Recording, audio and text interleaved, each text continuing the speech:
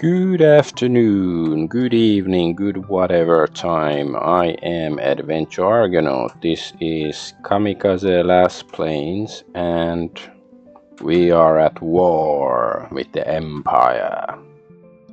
Then the Empire has already won and all that stuff. And I'm no longer streaming on Twitter because I think I lost my Hey Pig status. Oh well. So let's get this show on the road. All my streams look okay. Get my chat here. That there. Alright. Yeah, that's working. That's working. Okay. Let's play the game.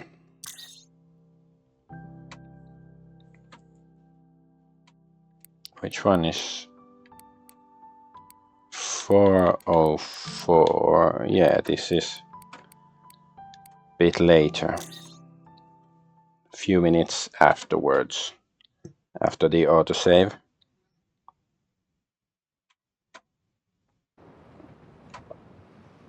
I reach the beach, but a large group of partygoers blocks the view. When they pass, I look for the woman, confused. She disappeared into thin air. Where did she go? The sand crunches. I don't like sand. Sand crunches under my feet as I approach the shore. Maybe she went for a walk along the sea. I walk for a while, straining my eyes to find her in the darkness. Lamps are scarce here, and the moon is the main source of light. The conditions for observation aren't perfect. At least it's quiet here. I live behind the main street filled with celebrators. I exhale, feeling exhaustion after the whole wretched day. I sleep like a log in Sky Fortress, if they let me, after my deception. Putting my hands in my pockets, I keep walking. Suddenly, a flash of light in the sea grabs my attention. I move closer, trying to keep my shoes dry. The sea seems dark and murky in the shadows, and it's gonna be Cthulhu and the Deep Ones doing a flash mob dance performance. Only the moonlight dances on the waves, highlighting them. First I notice a twisted piece of metal. I hardly identify it as an aeroplane wing. Then I see the symbol on it. Damn it! A destroyed enemy aircraft? I curse under my breath and get closer, now ignoring the waves hitting my shoes, soaking the fabric. The remains are spread out. It looks like the plane fell into the sea nearby and slowly drifted here. My heart leaps into my throat when I see a green, large fabric of a parachute in the sand. The mechanism failed, sending the pilot from the cockpit straight into imminent death on land. I swallow a lump in my throat. This is nothing. It's the reality of war. I approach the body hesitantly just to make sure he is not one of ours. See, we find a body and we don't see, like... it's really starting to feel like this whole game is just an hallucination in the protagonist's head. Because the only people we actually see are two women who can turn into aeroplanes, and that's already very fucked up. I don't care about giving a proper burial to the enemy who tried to kill us just a few hours ago, but when I crouch next to the body, I get an unpleasant feeling at the base of my skull. A tingling that nearby makes the hair on the nape of my neck curl. The stench hits my nostrils. It's nearly overwhelming. I grab a small stick I find nearby, washed by the sea. Everything tells me to stop, but I come closer and turn the body on its back with it. I abruptly step back. My imagination must be playing tricks on me. I take out a flashlight from my pocket. When it illuminates the body, a muffled scream of surprise leaves my throat. My legs automatically jump back. The further from this, the better. It's impossible. The plane wreck looks the same as a few hours ago when we shot it down. The battle is so recent, I could swear the engines haven't cooled down yet. But the body of the Empire's pilot at my feet is old, very old. His grey complexion is devoid of any signs of life. Wrinkles cut his sand-covered face. The emaciated figure of an old man drowns in an oversized uniform, partially covered by the torn fabric of the broken parachute. Noticing his empty, unseeing eyes set on the sky, I immediately turn off my flashlight. I turn around, backing in the direction I came from. When I close my eyes, I can only see the sea depth under my eyelids, cut by the sinking black hulls of planes.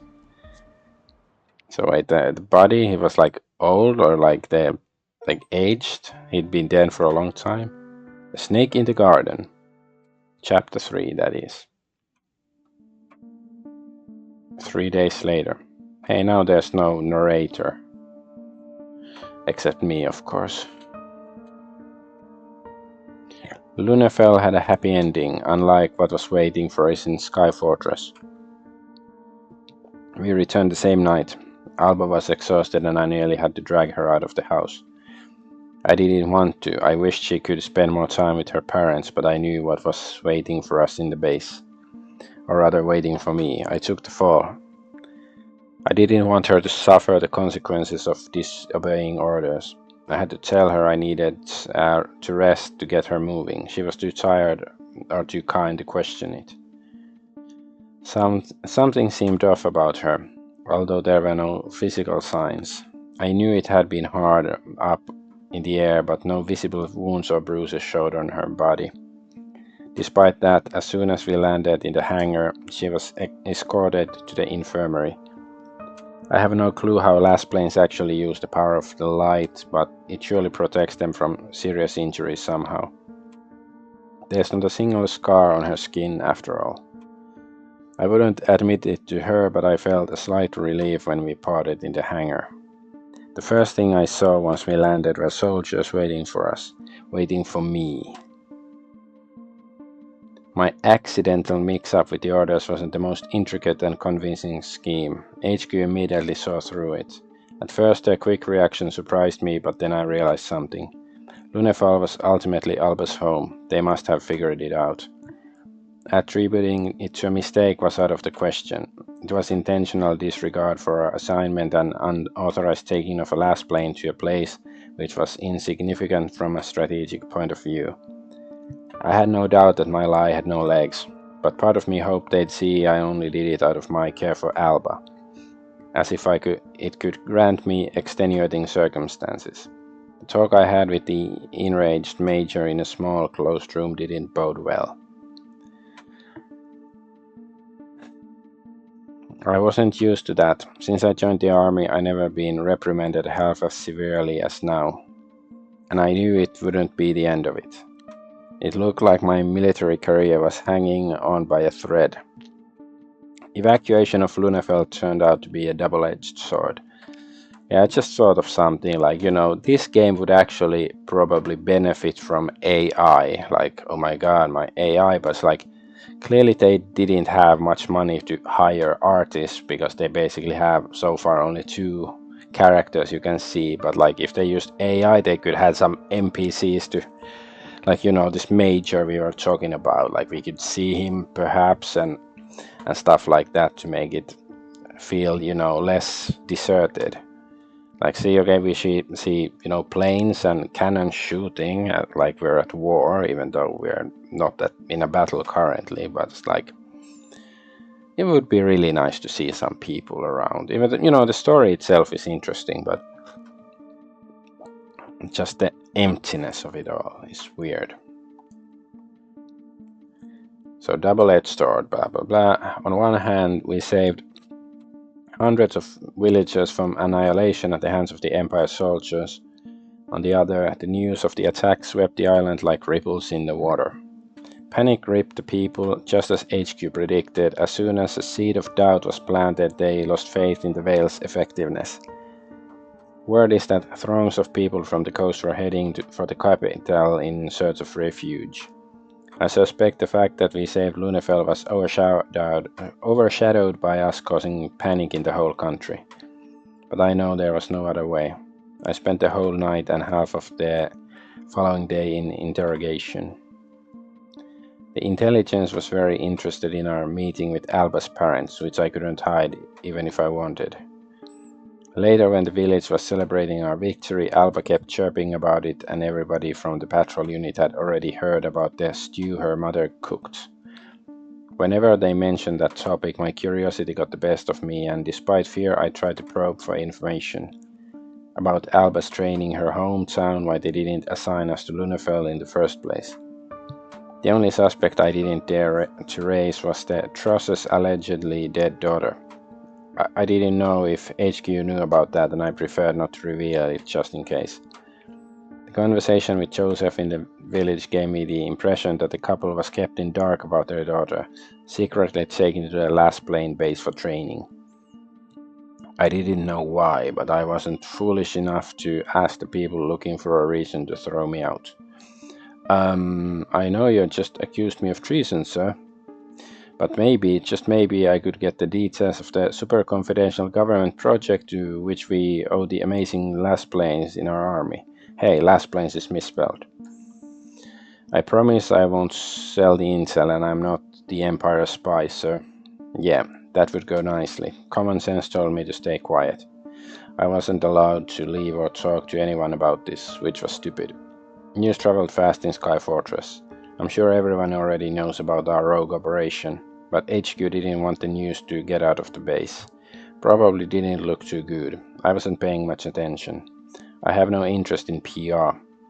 The stress I suffered from my confinement in the small room made all the talks blend into one hazy memory.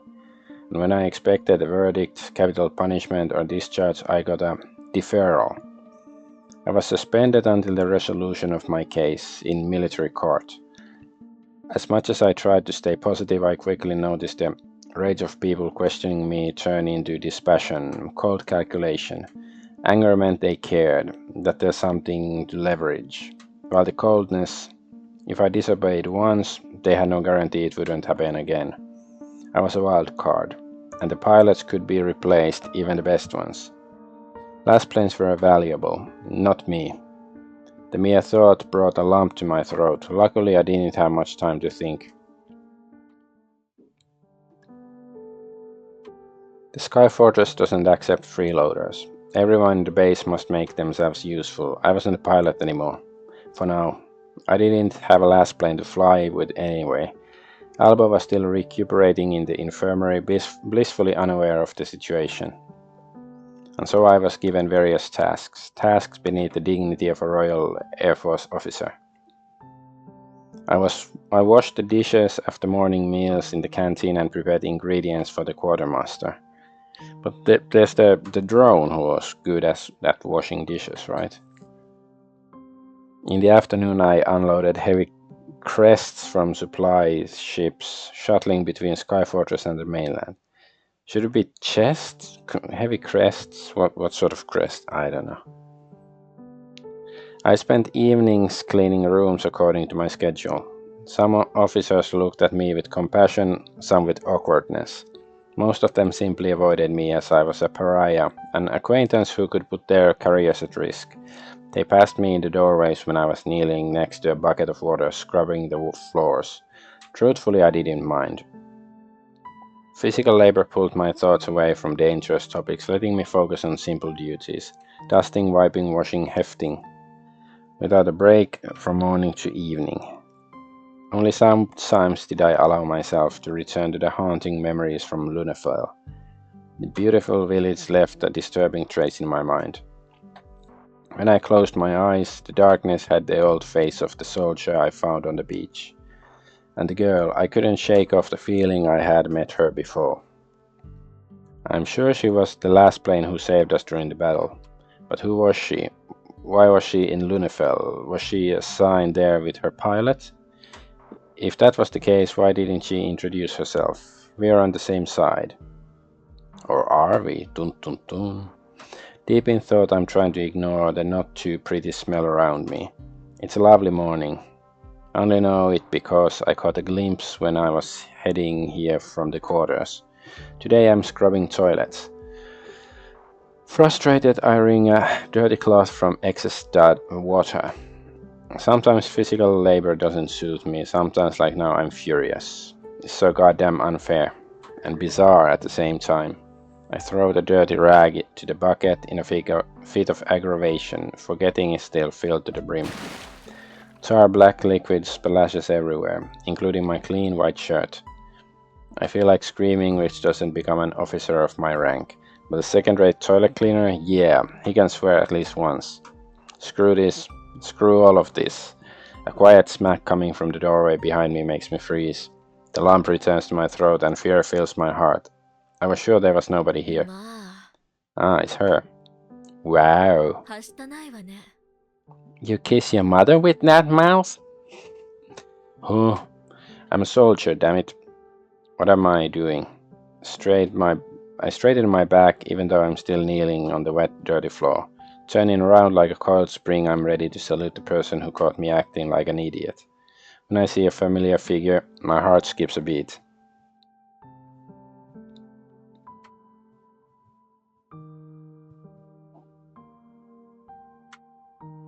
It's the chick.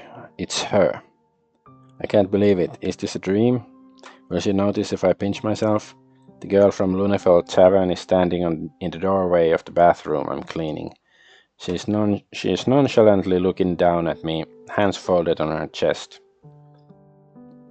Just how I remember her. A shock of long blonde hair surrounds her body.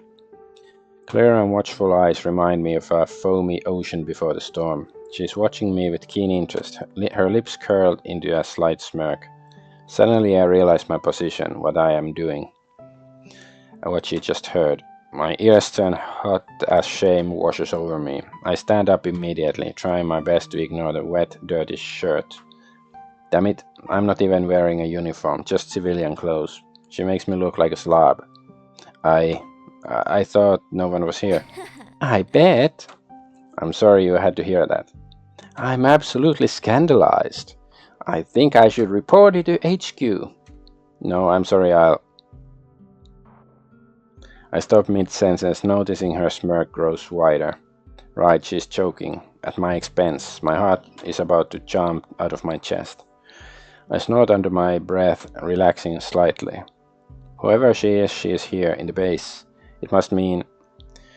You're one of them, aren't you? You're a Lassplane. And you are? The finest pilot the kingdom has to offer. Apparently.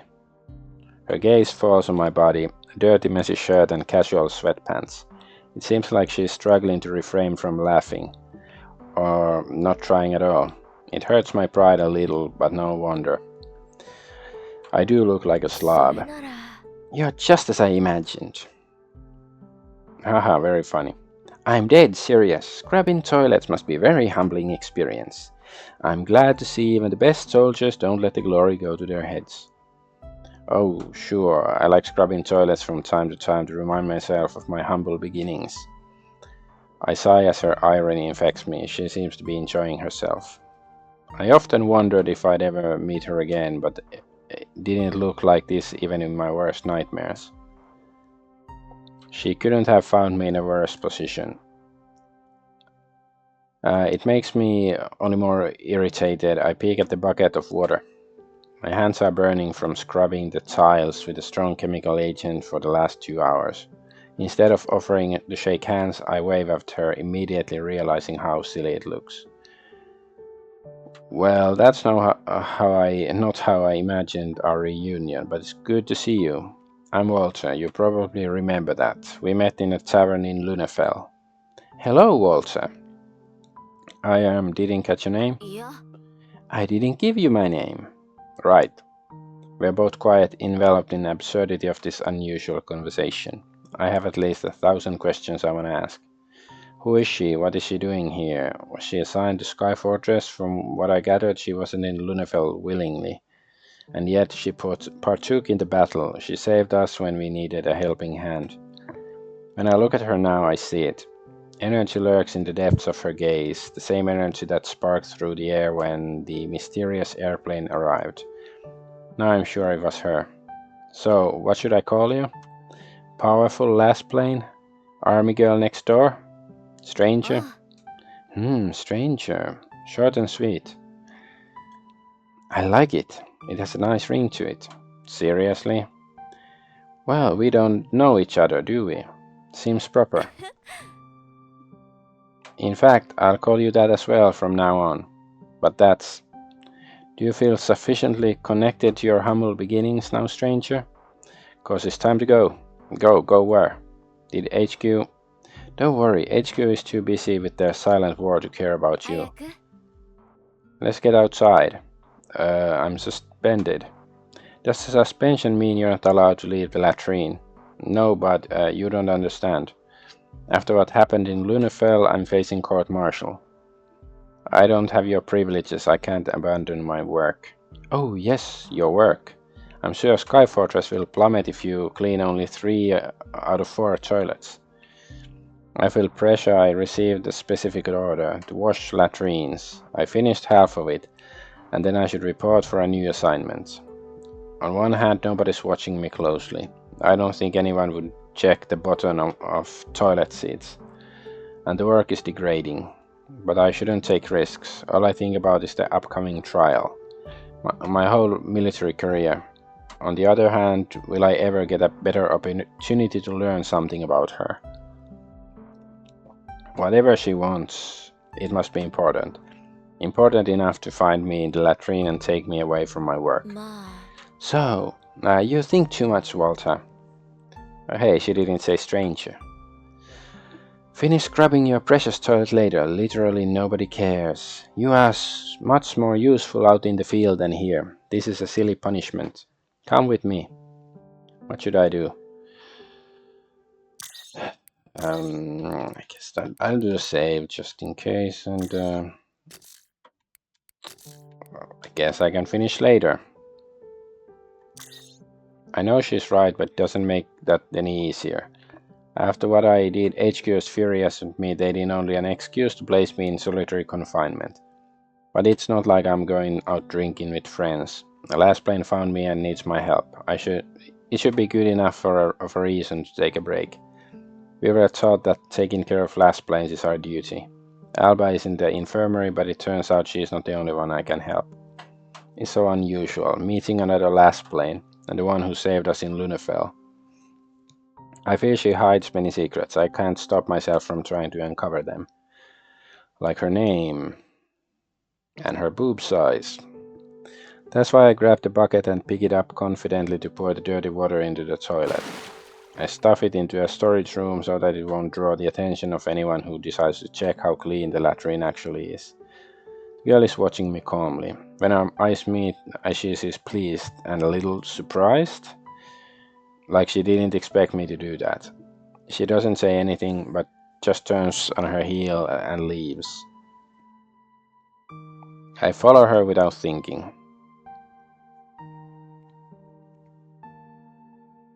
I breathe in the fresh air as soon as I step outside.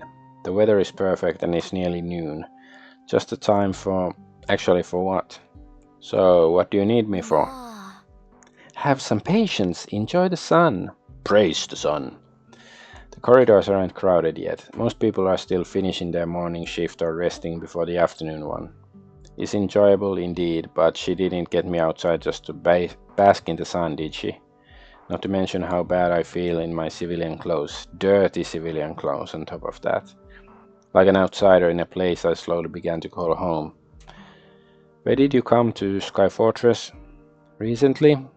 Okay, so you did get a chance to see the base? I can give you a tour if you want. We can discuss how I can help you along the way. Why would I? It's just a base. Are you kidding? Sky Fortress is literally like no other army base. Maybe? I don't like the decor though. Maybe. Where are you from? Somewhere. Yeah, sure, good talk. Our chat is going poorly, but the girl seems to be amused by it. She's probably testing me. I watch her reach for her hair and tie it quickly into a messy bun. Let's go for a run. Excuse me? You heard me. The weather's perfect. And you could use some training after your very important cleaning duty over the last few days. How did you know it's been that long? Did you return to Sky Fortress the same day we did? Bleh. Tell me, stranger, do you ever run out of questions? I might when you start answering some. She burst into laughter. Nice change. I feel like it's a rare sight on her face. To my horror, she stretches and begins to jog in place. Does she seriously want to run now? I mean, yeah, lots of people run, including me. Sky Fortress gives you a hard time since it is tougher to jog up here than on the mainland. But she didn't pull me from work to run. Not to mention, I'm completely unprepared. My clothes still wet and dirty. Afraid you are not gonna keep up? The nerve. I begin to trot at once. An impish glint flashes in her eyes. You've never trained on this altitude. Let's see how you're gonna act after we're done. Oh, really? Let's have a bet then. 1 round, from here to the park. You win, you get to ask me one question and I will answer it. Huh? And if I lose, no questions till the end of the day. Tempting. I could ask anything and she would have to give me an answer. Real answers, not her usual vague replies. I'm watching her while we're jogging in place before the race starts. She's so casual, not feeling out of place at all.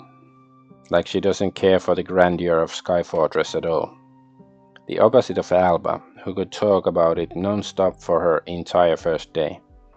It can't be her downfall. Running here is really harder than on the ground.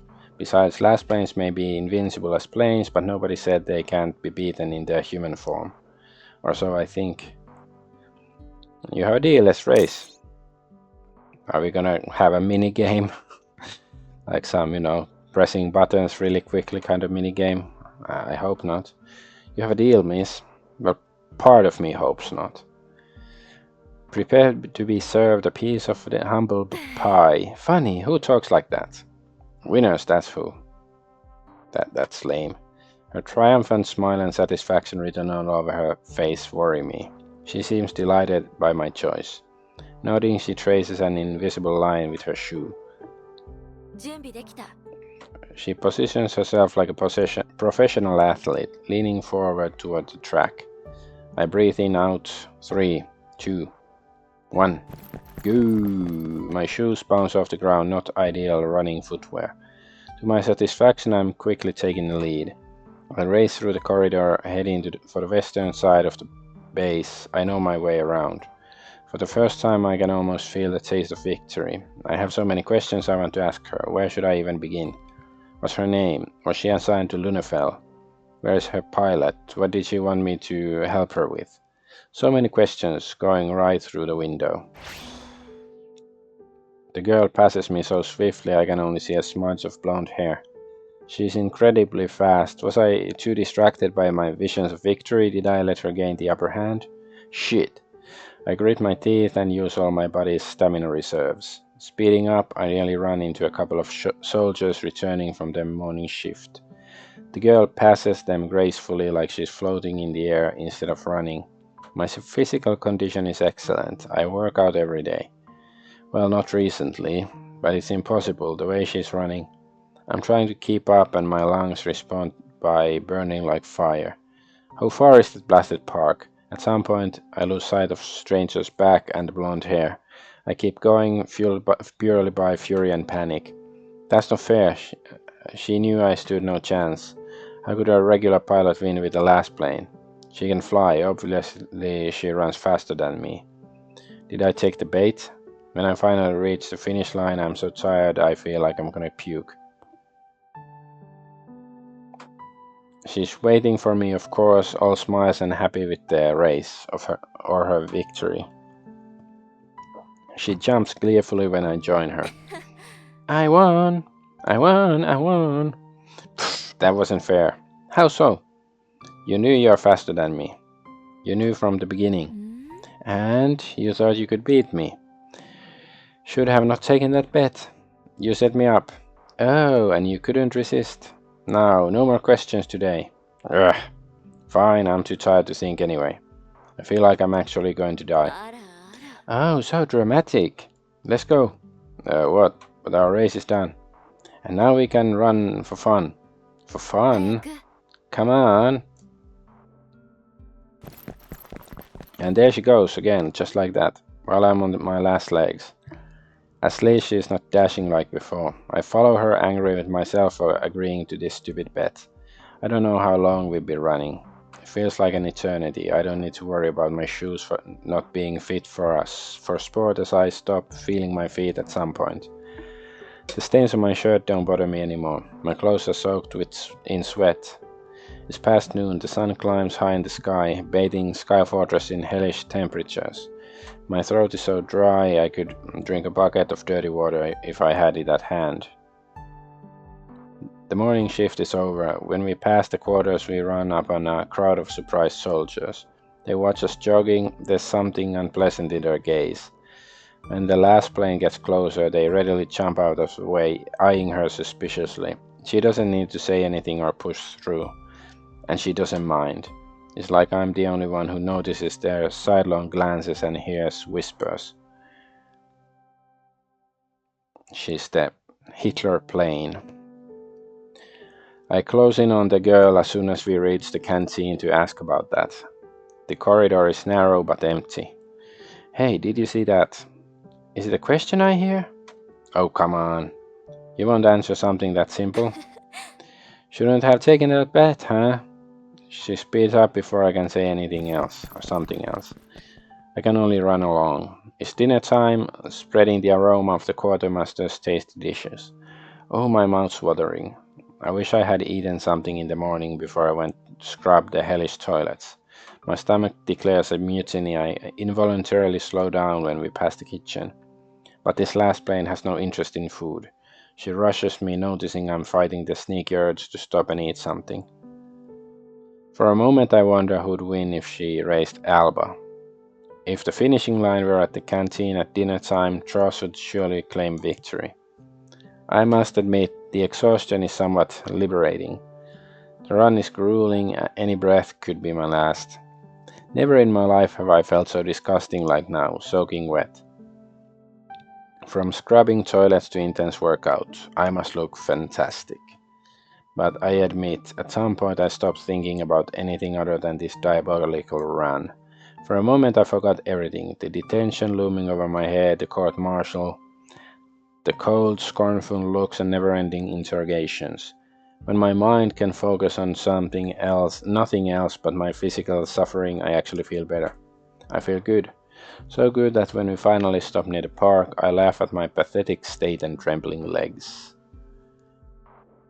Especially since the last plane by my side looks as fresh as when she started running 2 hours ago. She lets her bun loose without hesitation. I notice in awe that no strand of hair sticks to her forehead, like she didn't even sweat. How intense must the last plane's training be if this was a piece of cake for her? The sheer thought terrifies me. That was actually fun, in a terrible, gut-wrenching way. See? Nothing makes you feel more alive than the imminence of death. That's very grim, but yeah, it kinda does. I feel like I'm gonna pass out. There's no saving face now. I pant shamelessly leaning over a railing. The view is spectacular. A stranger also approaches the railing, although a little away from me. Rightly so. I must stink like the latrine she pulled me out of. She's looking straight ahead, admiring the ships moving lazily in the clouds and the beauty of the glade below us. The sun glimmers in her blue eyes. She may claim she doesn't care about Sky Fortress, but it's so lovely here. I know she likes it too. She seems relaxed. But her gaze is so distant, and the change on her face is so subtle it's hardly visible. Whoever she is, I think she has a reason to avoid answering my questions. It's like she's built a thick wall around herself, and my curiosity can only bounce off it. She carefully picks which emotions show on her face and which stay hidden. For a couple of minutes, we're simply enjoying the moment, and I'm enjoying a break. My quickened breath and frantic heart rate finally go back to normal. I suddenly remember why I left my post in the first place. Okay, we had our run. Now you can tell me what you need me for. Hello? Well, nothing actually. Huh? What do you mean nothing? You told me that... I told you whatever you needed to hear to get out of that stinking hole. But I had a job to do and... And what? Why did you do that? Because I thought that you needed a break. I watched her, unsure what to do. Get angry, she pulled me away from my duties and tricked me. Gratitude, I do feel better now. Shit, it'll be so screwed when HQ learns about it. I'm about to regret the run. I know what you're thinking. No, you don't. You're beating yourself up over this. Okay, so you kinda do. Stop it. Stop it, there's no point. I've heard stories about you. I know you're a good soldier. And good soldiers shouldn't be punished for doing the right thing. So you've heard what happened. I'd be surprised if there was one person in Sky Fortress who didn't. Damn it, HQ is going to murder me. Oh yeah, they are notorious for burning their finest soldiers at stake. Old-fashioned style. This entire thing stinks. Most things in life do. You in particular, right now. Embarrassment stops the vortex of emotions in my head. I lift my shirt to smell it and nearly pass out. Oh man, I'm talking to her in this state. Muttering apologies, I ostensibly move away, though she seems amused. I mull over her words. They are probably sincere, unlike many other vague answers I got from her. And it's nice that she thinks so. But I doubt anyone in Sky Fortress would agree with her. Considering the way my companions have been looking at me since my suspension. Was there a reason you were in there in Lunafell? Back when it all happened? Oh, are these questions I hear from you? Oh, come on. Fine, I'll stop. For a moment, silence falls between us. But it's different from the ever-present silence that has taken over Sky Fortress since the beginning of the war. This one is filled with a buzz of my thoughts, constantly drawn to this fascinating person. So many questions. Why did you do it? Why did you disregard your orders and come to Lunafell? You knew that what would happen, what HQ would do to you. I did that for a friend. A noble cause. For a Lassplane, right? Yes, for Albatross. She's a friend of mine. Lunafell was her home. I couldn't just ignore that and go to a different village instead, risking that the Empire would wipe her home out of existence. Something flickers on her face, too subtle to tell exactly what it is. It's like seeing something hidden behind the thick wall she built between herself and the world. She clenches her jaws. For a split second her gaze changes in surprise, but it's all gone too quickly. A spark in a gas burner, kindling the fire of my frantic questions and disappearing, leaving only chaos. Did she know that Lunafell is home for one of the Lassplanes? Is this why she was there? Was it your idea or hers? You ask an awful lot of questions for somebody who refuses to answer any, stranger. So it was hers. You're wrong. I don't think so. Why did you take the fall? What do you mean? As far as I know, Alba is fine and dandy while you are suspended from service, facing a military court. Doesn't take much to put two and two together. It's better this way. I don't want her to get in trouble. Please don't tell anyone. Your secrets are safe with me. But if you ask me, you should have probably blamed her. She wouldn't get in trouble anyway. What? Why do you say so? But because she's the Lassplane. Think about it. The Vales went to shit, and the Lassplanes might be the best weapon the king has against the unknown enemy. People like me and her, we don't get thrown away to the wolves if we do something wrong. It's people like you. Are you saying there was no point in sacrificing my career because she wouldn't face any consequences either way?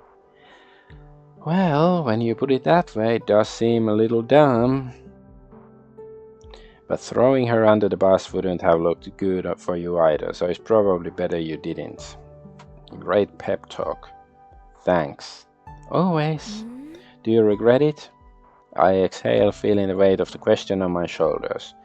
I don't regret helping Alba in need, maybe I regret how I did it. But back then at night in the park, when I saw her face, panic and tears, I knew it was urgent. Now when I suffer the consequences of my insubordination, I know I should have found a better way, a less risky one. But if the kingdom believes that helping a Lassplane defend her hometown is such a serious crime, I don't know if I should give a damn about what my superiors think about it. I'm the best pilot in the base, and they treat me like a traitor to the state. Well, not quite. If they treat him like a traitor, he would be in jail or worse. He wouldn't be, on the loose. It was all for Lassplane who really needed my help. Not for me. But I suppose we have rules for a reason. I did what had to be done. I know HQ doesn't approve, but I did what had to be done. I couldn't let my friends suffer for such irrational reasons. How could they expect me to do that? They knew both of us would get the same orders, that both of us will see Lunefeld's name. I don't understand why they didn't realize Alba would want to protect her home. It's not like I was choosing between saving a city full of people or a field trip to my friend's home village. Azuria is just as small and meaningless target as Lunefeld, and in addition it turned to be safe and sound. Did they expect me to ignore the threat to Alba's town for a comfortable, safe mission in the south? Isn't it what Lassplanes are here for, to throw them at danger no other unit could handle? Do they think we're that stupid? Do they think I am? Why am I scrubbing toilets and hefting crates? Because I wasn't an idiot?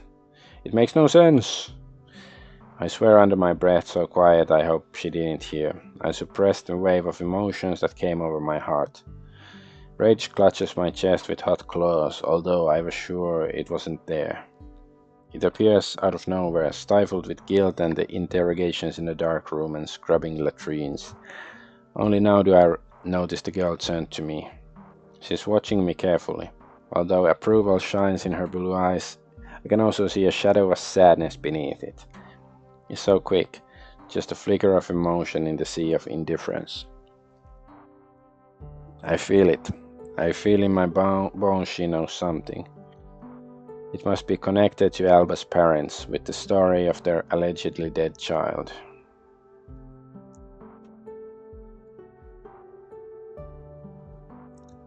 Of course, HQ didn't want Alba to meet her parents because she'd uncover a hoax going on since her illness. They didn't want anyone to know Alba didn't die. That she was brought up and trained in a military base to become what she is now. A Lassplane, a weapon against the Empire. I applaud you. What? Why? I disobeyed my direct orders, there's nothing here to applaud. You're wrong. You showed your backbone. You proved you're not a sheep blindly following its owner, that you have a mind of your own and a pure soul, and that you're not afraid to let them guide you. It doesn't happen in this army as often as you could think. You have a lovely view on something that's written in my files as desertion. I have a lovely view of many things, stranger. I won't believe that. You don't even like the base. Huh? And what should I like about this place? Everyone speaks of Sky Fortress like it's some kind of jewel of the kingdom. Yeah. And it's not. It's just a pretty facade hiding a rotten interior. It's a military base. We're at war. I feel like people here tend to forget that. I don't. I know. I can see that. I sigh. A crisp air pleasantly brushes my cheeks, hot from the race. The sheer thought of returning to scrub toilets makes me sick. And the break is taking too long. Someone will notice at any moment and rat me out to HQ. Well, I should get back to my duties. They won't go anywhere. Is there a place here to get good coffee? Coffee? Is this too much to ask? Tea or coffee? Of course, I like coffee more. Tea is okay, but I'll ask the quartermaster to brew you some. The canteen usually serves terrible mud water that cannot possibly be called coffee. But I know the quartermaster has some nice coffee beans from the mainland and sometimes brews them for me. I bet you could get an entire pot out of him with your shiny Lassplane badge. Huh? Or Lassplane ass.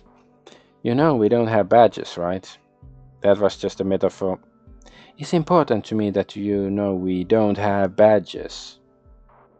We don't need no stinking badges. Crap, I wanted to steal it to get to the bathroom time privileges.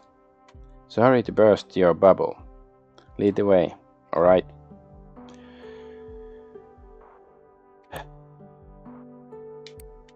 Let's just have some coffee. No questions, even though that technically wasn't a question. It was like, I need to know your name. Let's have some coffee, stranger. Pull away from the railing and show the way. She's smiling, enjoying this game we play. She's so secretive that getting information from her seems almost impossible, which she shows again and again. She seems older than Alba, and her behavior shows combat experience, trust she didn't have when she first arrived at Sky Fortress. She acts like she sees right through me. Her eyesight is an inescapable X-rays. I must remember not to rush things. I will get her name in the end. And I hope she let me close enough to befriend her. Yeah, befriend. I have a feeling I wouldn't regret that. For now, we must remain strangers going to get coffee. As we head to the canteen, it hits me again how bad I must stink. I don't want to face the quartermaster looking like that, not to mention asking him for a favor. Thankfully, Lassplane shows me mercy, and when we pass the quarters, our eyes meet. We understand each other without words. I run through the corridor, rushing towards the bathroom. It's the fastest shower in my life, and they're already quick in the army. I put on my uniform in a hurry. Suspended or not, I feel the most comfortable in it. It's better to risk troubles with HQ than keep looking like a slob in front of her. I'll need to change again when I return to finish scrubbing latrines, which will probably be soon. Finally ready, I run outside and find Stranger where I left her. I doubt she used this time to change.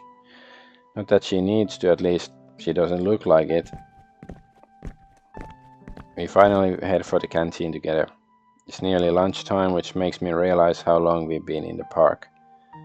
It also means crowds flock into the fortress center in search for food. Stranger stops at the entrance, noticing how packed the canteen is. Distress flashes on her face. Is everything okay? Yep, go grab us 2 coffees. I thought we could find a place inside and sit. I'd rather go somewhere else. This place looks full. Oh, that's usually how it is during lunchtime. Is that a problem? Not at all.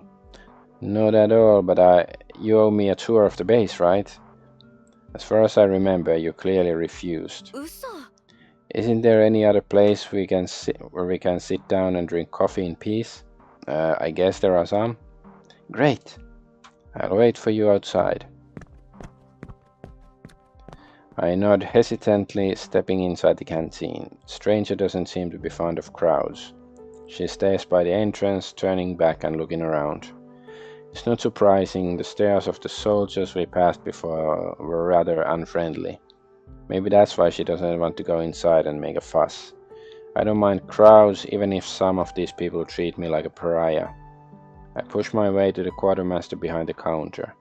My current military status doesn't entitle me to favors, but we have a good relationship. Despite the crowds in the canteen, my plea for 2 cups of coffee from special beans is successful. I'm trying to ignore the stares I feel on my back as I'm waiting for the beverages. I rarely ask him for this, and besides, it's for our Lassplane. But I don't have a badge to show as proof. I could use one. They wouldn't understand anyway. With relief, I take 2 cups of steaming black drink. I forgot to ask if she adds something to coffee. Let's hope not. Or I need to go back for milk. Searing heat envelops me as soon as I step outside. The weather is relentless today. Here you go. Although the coffee is black and strong, she inhales the aroma, delighted. Without regard for the temperature, stranger takes a sip and grins. A rather unusual sight on her face. Something leaps inside me, happy I could bring her some joy. Is it acceptable for you, stranger? It's perfect, absolutely perfect. Do you need anything? Sugar, milk? Sugar in coffee? Disgusting. Hey, many people like it. I like sugar in coffee, but I don't use it because I think it's not so healthy. Disgusting. Fine. Let's go find ourselves a place to sit. Do you have any wishes? Somewhere we can enjoy the coffee without people around. That's my wish. You know we're on a very limited space floating in the air, do ya? If it's too much to ask, no.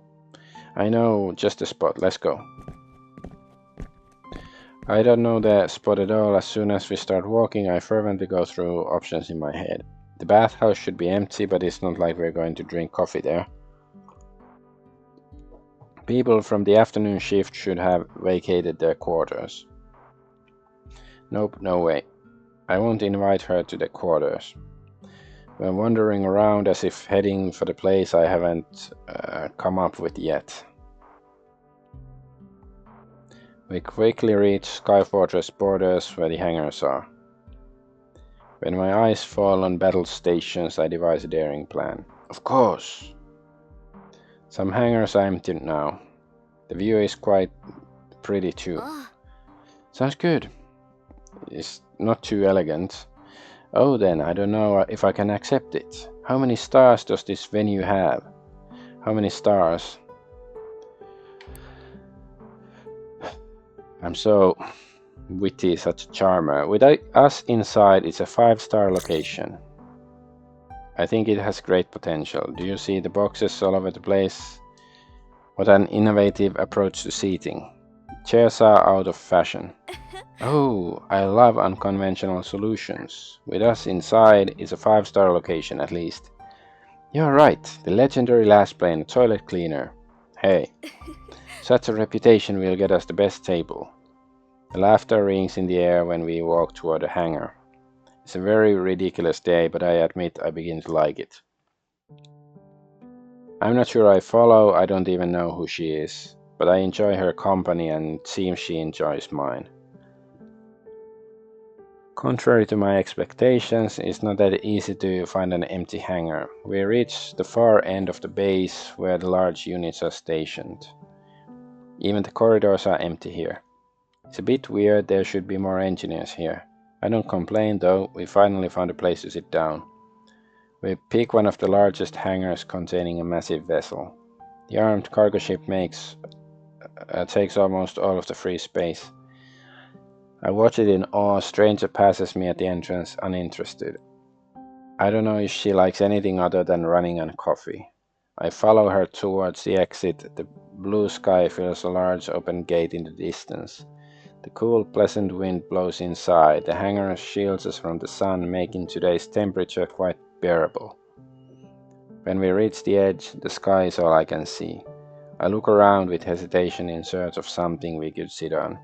Luckily, I notice a few cargo crates by the wall. I take one for her and another for myself. It's not a place for people with fear of heights. We're maybe 2 meters away from the chasm, as they say on the internet. If I looked down, I would see the water under Sky Fortress. Instead, I sit down next to her, enjoying the view and the chill. The coffee has already cooled down a bit, making it perfect temperature to drink. The aroma is enough to energize me. I rarely get a chance to drink with such a delicious coffee. This day is getting much better. How do you like it? Ideal. I need nothing more.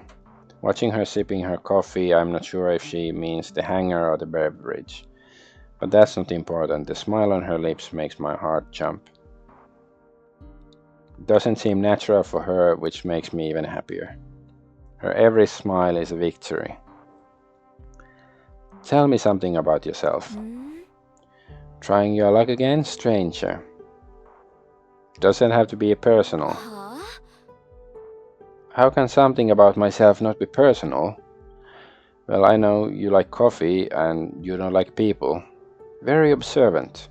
That's not much, is it? I don't know, what's your favorite color? No questions. God damn it. I drink my coffee in silence, wondering how to approach her. She seems allergic to sharing information about herself, no matter how trivial. What do I know about her? She likes to run or exercise. Coffee, dislikes people. The bet to race was her idea. Maybe she likes competition? Let's play a game. Her eyes light up when she turns to me. She doesn't speak, but I clearly have her attention. Bullseye. It's called One Truth, Two Lies. Do you know it? No, but it's not like the name makes it hard to figure out. Yeah, it's kinda straightforward. I'll tell you 3 statements about myself. 2 of them are a lie and 1 of them is a truth. You have to guess which one is which. And then it's your turn. We'll keep keeping score. Let's do 3 rounds. I bet I'm going to win. You're an easy target. Your face is very expressive. As if. You are an easy target. Let's do it, cowboy. I already know you're a sore loser. But you're scared to play a game you didn't fix, huh? Uso. I have to pick my truths and lies carefully. Let's start with a lie and tell a truth next. When I was 7, I had a pet hamster named King Yaroslav III. I need to pick the truth.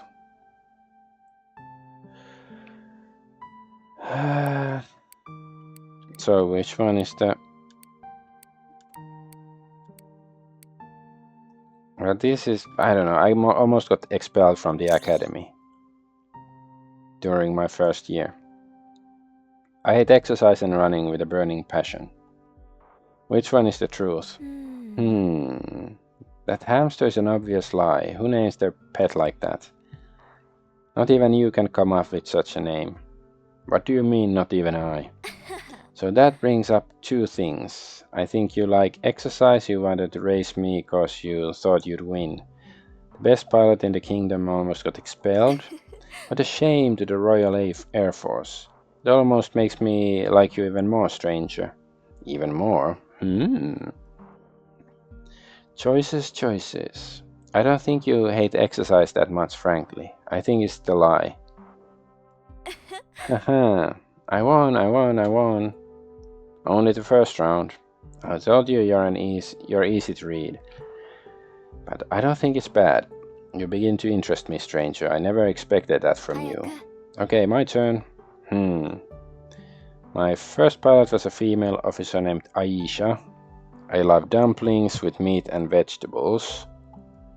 I can swim and open water scares me. Which one is the truth? Let me think. Which one is the truth? I don't know if I'm gonna... Should I save scum this?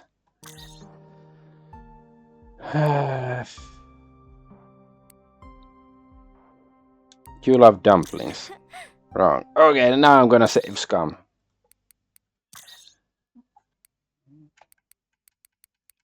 That's one fact from me. I like to save scum.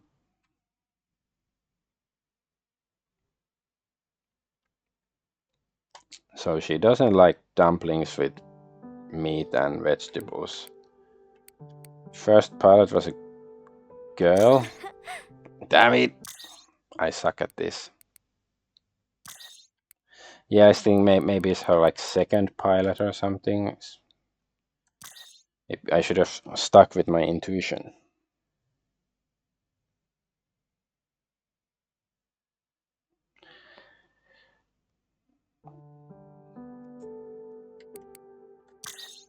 Phew. What? Fine. You got this round. But You're a Lassplane, how can you not know how to swim? バカな。 Well, I don't have fins, do I? Never needed it. I only had to know how to fly. Which, let me remind you, is something that you can't do. And you're scared of water? How is it possible? Is this why you hate Sky Fortress so お much? 前。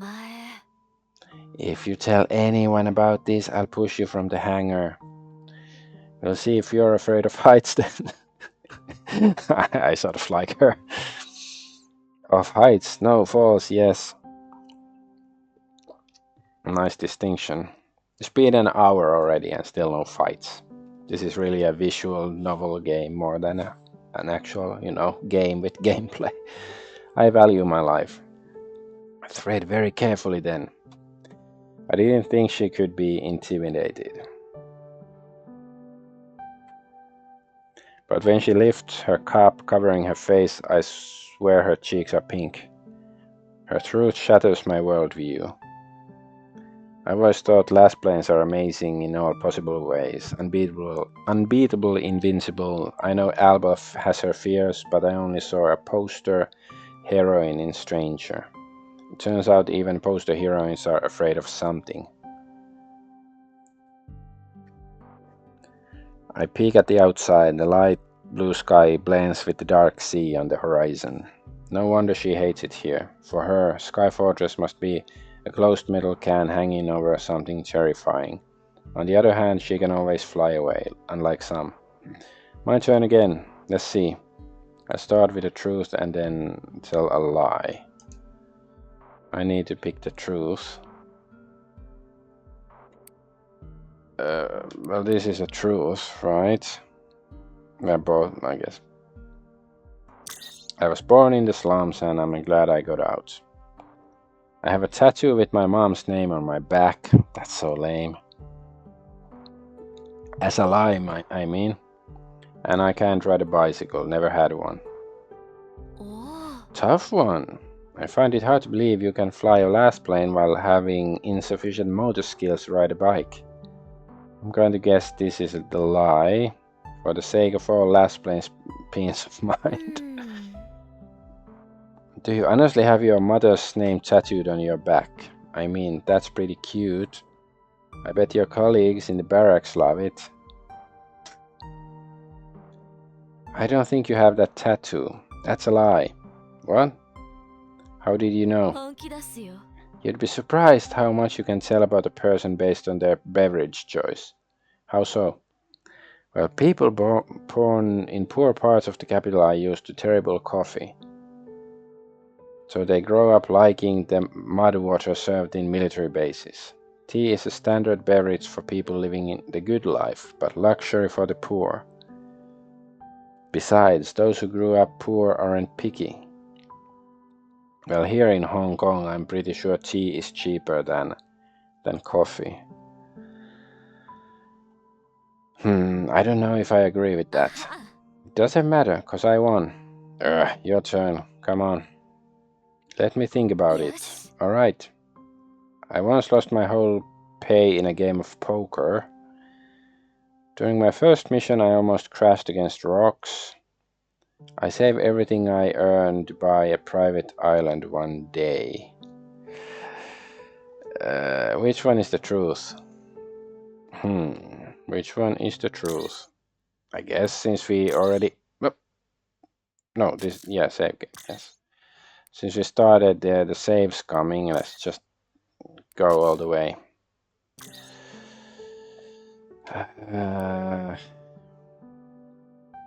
Nearly crashed. How did you know? Yes, I'm getting better. Yes, I got it. I can't believe you nearly crashed the first time. Huh, almost got my pilot killed. Seriously? Should I be worried? Oh no, I'm fantastic now, but everybody learns.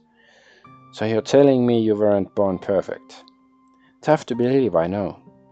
But nevertheless, that round was easy anyway. How so? あのな。 Well, for starters, Lassplanes don't really get paid. Huh? You guys aren't getting paid. We can spend money however we want.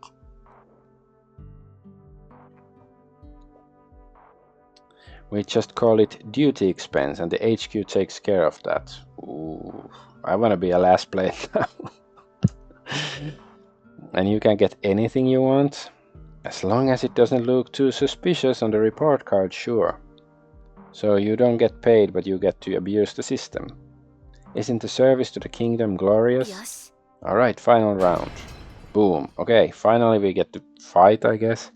We both jump in our chairs at a loud bang coming from behind from inside the large aircraft.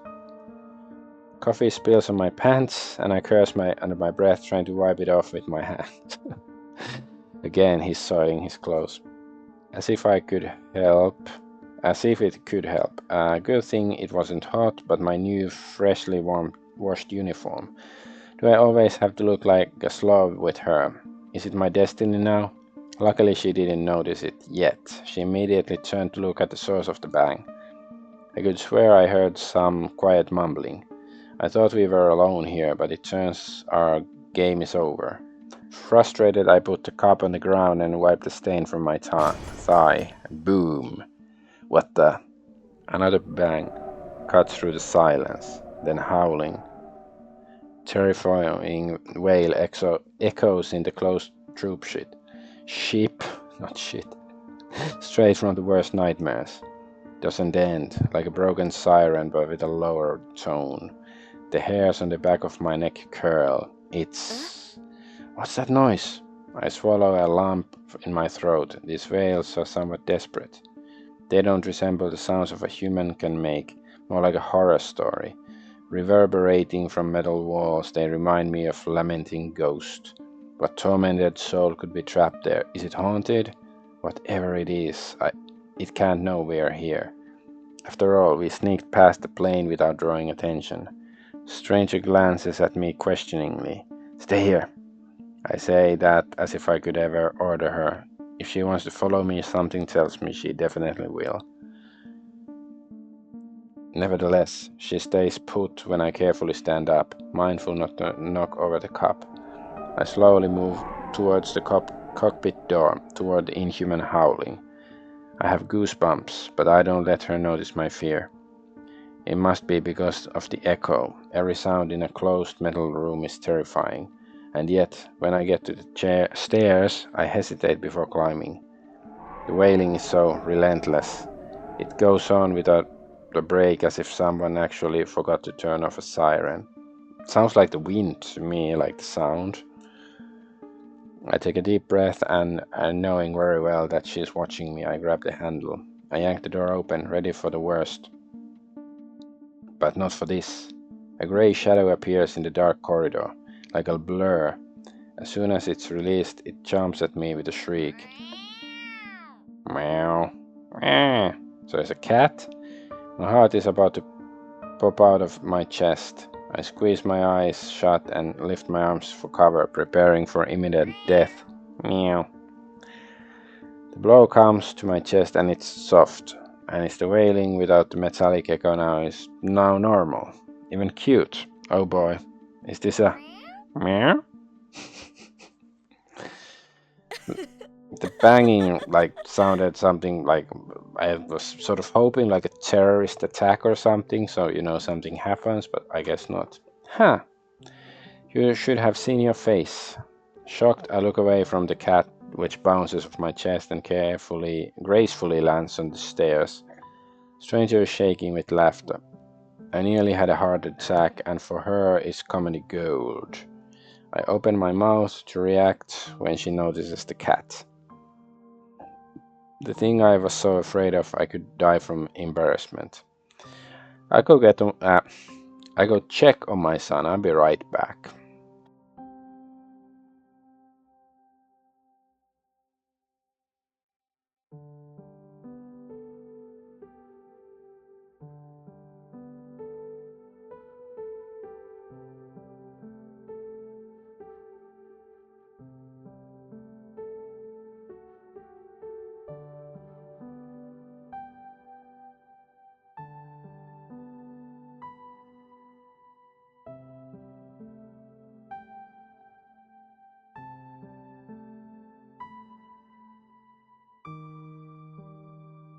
Yep, he's sleeping very peacefully. Just had to go have a look because he's so peaceful. A soldier terrified of a cat. I don't know if I'll be able to face her ever again. And yet I do, because the laughter stops as soon as she notices the pet. That's weird. Since she was so amused by my reaction to opening the door, I thought she'd find the reason behind it even more hilarious. Instead, I can see her eyes are as wide as saucers. Walter, what is that? At the sight of the cat, she stops playing strangers. I stand on the stairs transfixed, watching the scene unfold. The cat is big and fluffy, super cute. It approaches the girl innocently with no regard for the chasm next to her. It's more like a small plush toy rather than a wailing, scary ghost of the airship. But she doesn't seem charmed. Fright appears on her face, as real as it could be, something I never saw before her. Or in her or something. What is this disgusting creature? Are you serious? Meow. The cat jumps on my box, meowing for attention. Stranger moves to the very edge of her seat, as far as she can get. Does she seriously not know what a cat is? It's so ridiculous I burst out laughing. Huh? Are you seriously laughing right now? Get this thing away from me. I should stop, but I can't. Tears blur my vision when I descend the stairs, careful not to trip. What a joke. Walter! I'm coming. Stranger, once again, is a typo. Strangers yell rings in the hangar when the cat moves closer to her on its box. She raises her hands in defense as if expecting to jump at her face. The cat crouches and wiggles its butt, preparing to leap. 何 What is it doing? Is it loading? まさか Oh no, it's charging. Estimating the distance between the boxes, the cat loads and jumps. When it lands on her knees, the girl freezes like a stone statue, as if someone threatened her with a weapon, forcing her to stay still. The cat nestles on her lap, turning around a few times. It purrs so loudly I can hear it from afar. As it rubs its nose against her clothes, she... ど Walter! うして Walter is trying to kill me. It hurts. Girl hisses when the cat needs its new lair, extending claws from soft little paws and slightly scratching her skin. Undeterred, it keeps kneading, and she looks at me with fear. I never saw anything as cute as this. Why are you standing there? This seems like some new kind of fetish that most people didn't know they needed or something. Why are you standing there? Do something. It hurts. What can I do? It likes you. は Likes me? This cursed creature is trying to rip me to shreds. This is how they show affection, I think. You think? As much as I'm enjoying the moment, it's high time to save her. I come closer and sit down on my box, minding the cup on the floor. I stare at the cat. Ooh, nice that the game remembers the cup is there somewhere. I stare at the cat for a moment, unbothered. It turns into a well-risen loaf of bread on her knees. I reach for it to intercept the dangerous cargo, but it bares its teeth and hisses angrily at me. I move away in an instant, and she hesitates. What is it doing? I think it's enjoying your lap and doesn't want me to interfere. 助けて Well, I want you to interfere.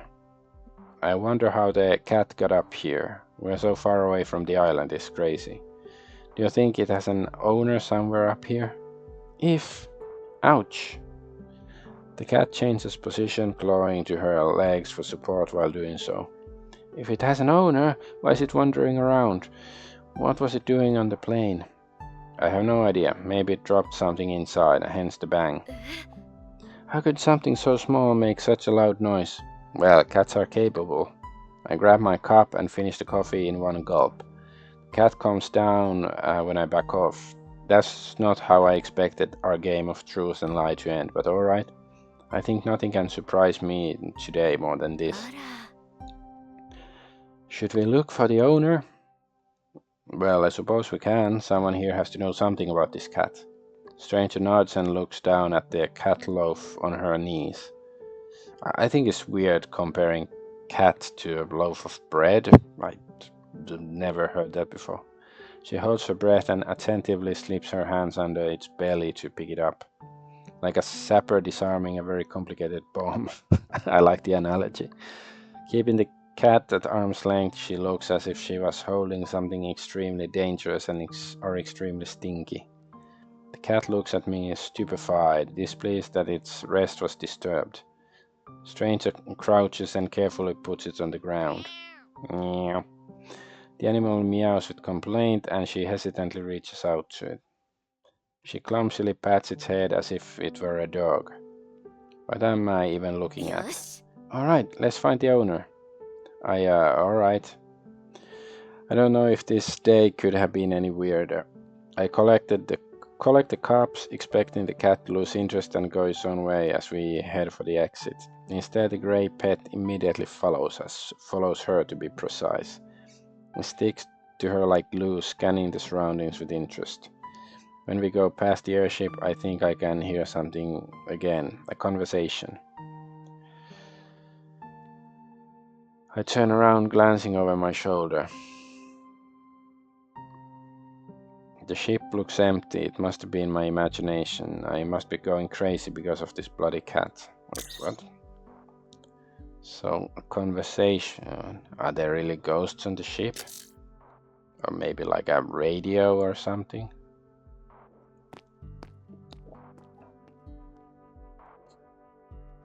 We spent the rest of the day looking for someone who knows the cat. The officers' quarters, canteen, park. We went around the whole base asking soldiers if they could guide us to its owner. The reactions were varied. Most of them were shocked, asking the same question I did. What was a cat doing a few hundred meters above the ground? Did it snuck in on a cargo ship, or was it brought here deliberately? Who would be so irresponsible? Some were amused. The cat was eager to get scratched behind the ear, but it didn't let anyone pick it up. Apart from the last plane which it apparently fell for. It was with us the whole day. To my surprise, she started to warm up to it. She still froze whenever it jumped on her knees and flinched when it rubbed against her legs. But although she was complaining under her breath, I often noticed her hand reach for the soft fur. When we said our goodbyes, I watched the cat leave with a raised tail. It trod proudly, keeping up with the last plane. We didn't part ways until the very evening. After all, I had latrines to scrub. The activity didn't bother me before, but after such an eventful day it became unbearable. I couldn't stop halfway through, though. It was the last thing I wanted, yet I completed my duties for the day. When I'm finally in bed, I can't stop thinking about everything that happened. But the stranger who asked me to call her, well, stranger, I wonder what difference it makes to tell me her name. Since she hasn't yet, it must be important for her. Maybe Alba knows something? We didn't have time to discuss the last plane who saved us in Lunafel back then. Alba spent most of her time with parents and immediately disappeared in the infirmary. I haven't seen her since. Hopefully she's alright. The battle was rough, but Alba is resilient. She's not gonna believe me when I tell her what happened. I wonder how she'll react to the cat. Maybe she knows what it's doing here. So many thoughts race through my head as I toss and turn for hours, unable to sleep. Exhausted, I don't even notice when the reality finally fades. Alarm! Okay, finally. The annoying sound blares through my dream. Pierces my frozen body to the bone, fills my veins. An alarm, a siren. Slowly the awareness of who I am and where I am comes back to me. With difficulty I open my sleepy eyes. How long was I asleep? It feels like 10 minutes, but sunlight is already seeping through the windows. My companions run out, not looking back. The base is on high alert. I sit on my bed and quickly reach for my uniform jacket hanging on a nearby chair. Mindlessly I put it on. I'm suspended. It's not like I can do anything. But there's something wrong. The siren never went off before. Did the Empire strike? Back. Is this the moment? Are they targeting Sky Fortress? Oi. Get up, cowboy.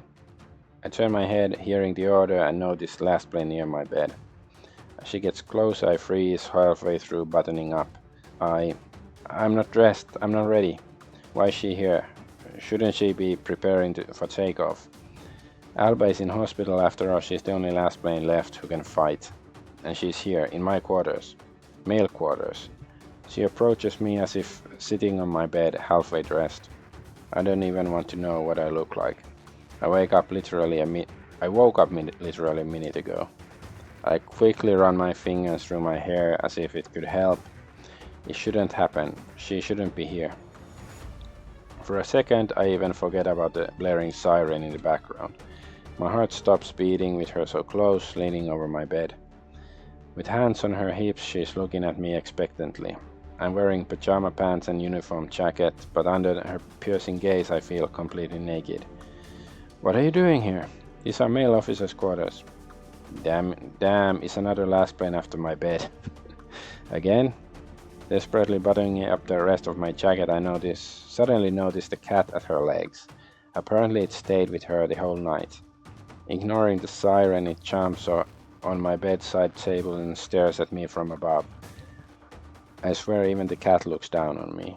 Its tail wiggles in the air as if it could feel the tension. I knocked, but I don't think you heard that. You think? The siren is bloody loud. What's going on? We have an internal problem, so to speak. Internal problem? It appears that one of our units is leaving the hangar bay without authorization. Ooh. But why did they put the entire base on alert? Shouldn't they just send over a squad to bring the birdie back to the hangar? Yes. They should, and they would, if the birdie were a small target. What do you mean? Someone is stealing an armed freighter. Apparently there's an important cargo on it. My stomach churns. This is serious. I wish I could at least change my pants, but I can't, not with her here. Is it the ship from the hangar we were in yesterday? I don't know, perhaps. Why? I thought I heard noises from the inside when we were leaving. And the bang. You said it was the cat. Stranger stretches out her arm to the pet. When her hand is close enough, the cat pokes it with its head, demanding scratches. Yesterday it was a creature, and today she's affectional, shouldn't be affectionate toward it. Perhaps the cat wanted to warn us. Someone was on the ship then. I sincerely doubt the cat is that intelligent. Stranger shrugs and the cat turns to me, squinting as if it understood me and was offended. What a madhouse. Come on, change your pants, let's go. Go where? You need to stop them. And I will. Can you hurry up? Let's do a save, because we're gonna finally have some fighting, right? And we are full, so I guess let's start from the beginning. Snake in the garden. Or do you like keeping your last plane waiting? Oh, and do you like embarrassing your pilot by marching into their quarters in the middle of... Wait, what did you say? Do you need an official invitation? Let's go. But what about your pilot? I choose my own pilot, silly. And I want you. But I'm suspended. I can't pilot a last plane without authorization from HQ. I'll get expelled. I'll be finished. I can't do this even if I wanted to. And do you? Why... We glanced at each other for a long while. Of course I do. I saw her in action. She saved us in Lunafell. Her power is similar to Alba's, but different. Wild, untamed. It seems whoever she is so experienced in combat I could learn from her. It's silly, I don't even know her name. She's a riddle to me. A riddle pressuring me to break the rules. Of course I do, but... She straightens her back, turning sideways to me and the door. The siren rings through the silence. For one heartbeat, I watch her in the empty quarters. Suddenly she extends her hand to me, so close I can see a tiny scar on his back. I always thought Lassplanes heal too fast to get scars. She has a mischievous look on her face. I see a challenge in her eyes. Who are you, stranger? The best pilot in this base has to offer? Or a toilet cleaner waiting for the king's permission to eat or drink? Who am I? Somebody who does the right thing.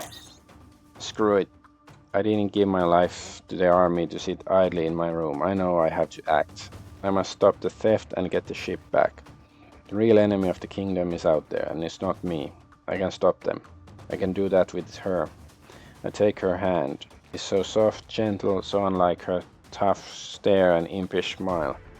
I wonder if I give the other answer, like, I presume it would be so boring if it's just like, okay, I'm gonna stay here, you can go do stuff and nothing happens, or is it like game over, like, oh no, the bad guys won, and or I don't know. Anyways, I hold it like it was a tiny bird I could squish with a reckless movement, but she grabs me tightly and pulls me towards herself out of bed.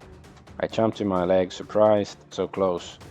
I'm painfully reminded of the fact I'm wearing pajama pants. I hold my breath, sinking in her eyes. Her irises shine with all shades of blue, like a line of the horizon dividing the sky and the sea on a sunny day, like that view from the hangar.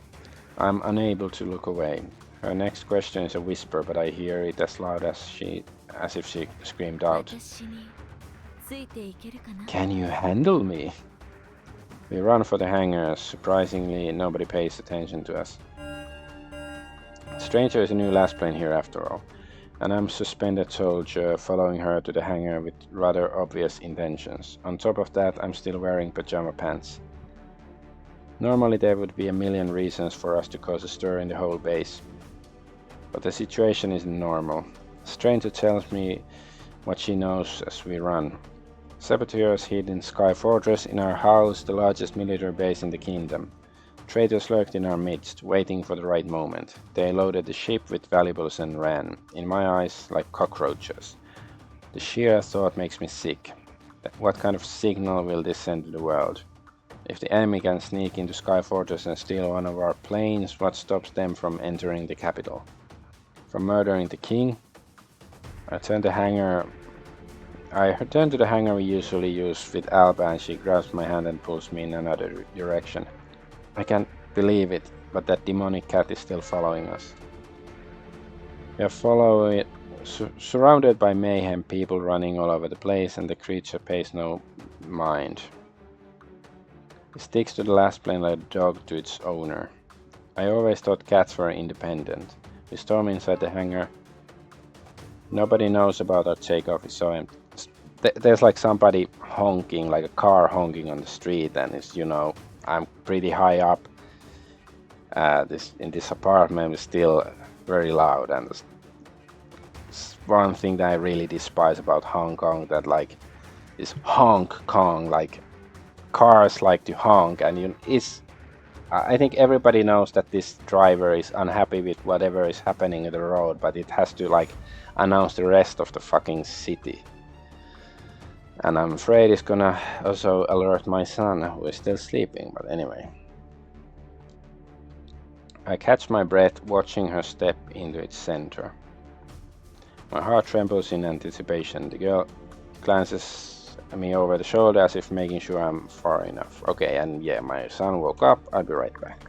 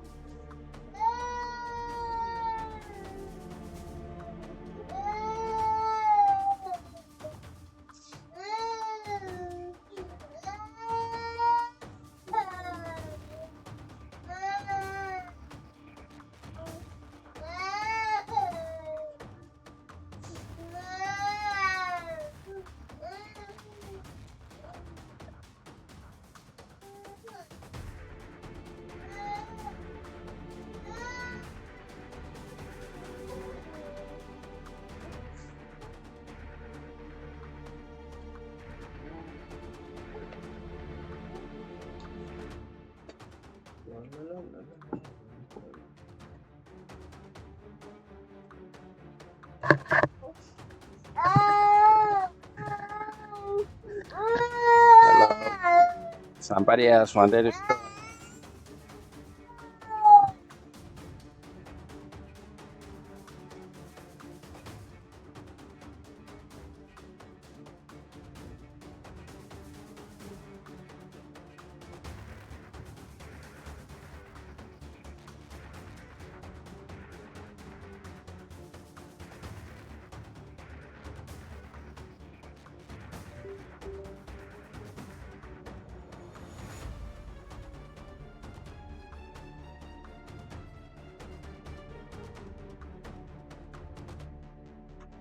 Okay, let's try myself. She's noticing I'm thirsty. Oh, my pajama pants. Okay, let's go play the game. Hangar turn start. I'll mute the mic for a while.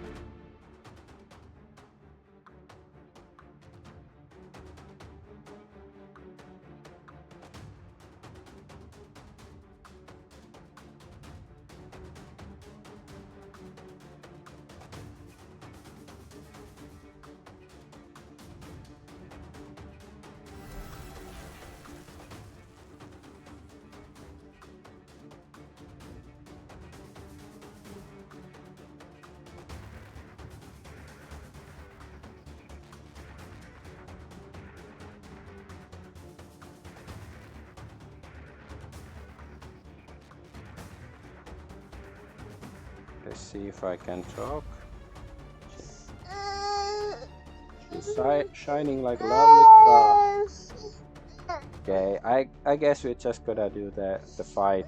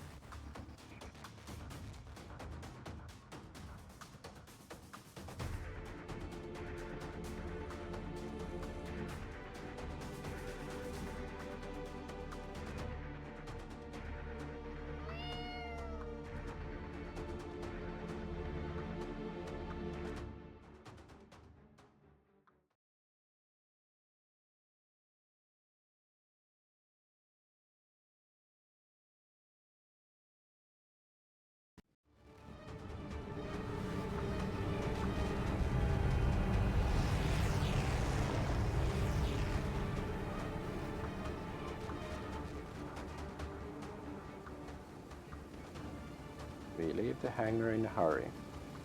Thankfully, the damn cat doesn't jump on board. We'd be in trouble. We leave the base and the blaring siren behind. The silence in the cockpit is interrupted by thoughts swirling in my head. Does HQ know we're going to capture the unit? They do, right? Stranger is the only available Lassplane in the base for now, so she must have received an adequate order as soon as they realized what was going on.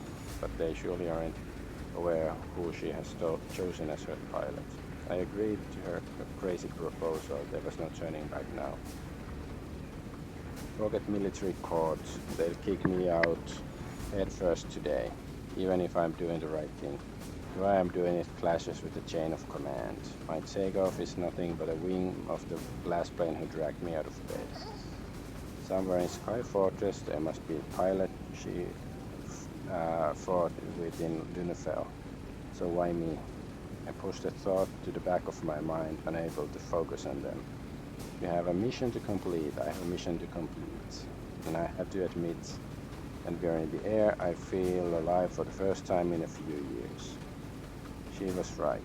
I'm not meant to clean latrines. I'm meant for flying. Together with the Lassplane whose silent thoughts I can feel under my fingertips. 50%, 98 done. Synchronization complete. That was so fast. You're an expert at this, aren't you? Why? Why is it your first time, stranger? Definitely not. How are you feeling? Fresh as a daisy.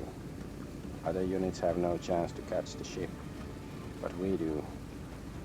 Careful what you're wishing for. I see it on the horizon. Do you think they'll listen if we ask them politely to give the vessel back? For sure. Saboteurs are known to be diplomatic and agreeable by nature. Hey, it's worth a try. No doubt, but they're accelerating. They're throwing out part of the cargo to gain more speed. Looks like you won't get the chance to show your diplomacy skills, cowboy. The cargo will be a problem. Hang on. Okay. Like, what am I supposed to press? I forgot what's the fire button. Okay, that's the... So the cargo is just like blocking the bullets and stuff. And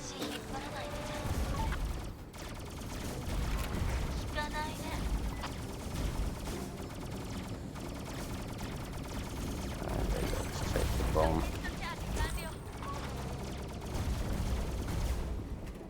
The transporter is large, which tells me that it has lots of potential cargo to drop off. What's in the crates? Are they empty and only meant to slow us down? Are they filled with equipment that will explode when hit by a stray bullet? What do you think they stole? A ship, for starters. You know what it means. Look, they're headed for the Vale. Oh crap, since the Empire's assault, the base is filled with fuel, light resources, ammunition and weapons. I don't even want to think about what the Empire is going to do with all of these. Probably the same thing we do. Kill people. Yeah, our people. Let's take out their engines. We have to stop them before they reach the Vale.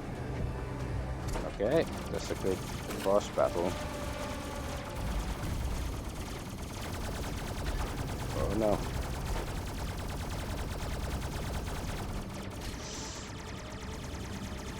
Oh, come on, man.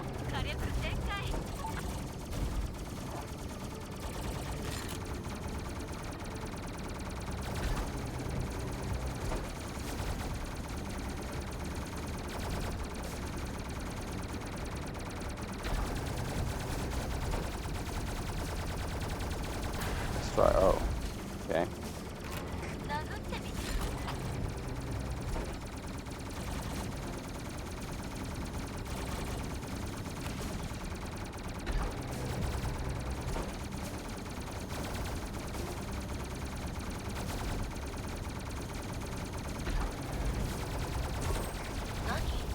Ow.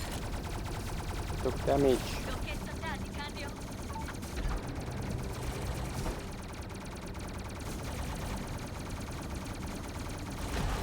Oh, finally we destroyed one engine.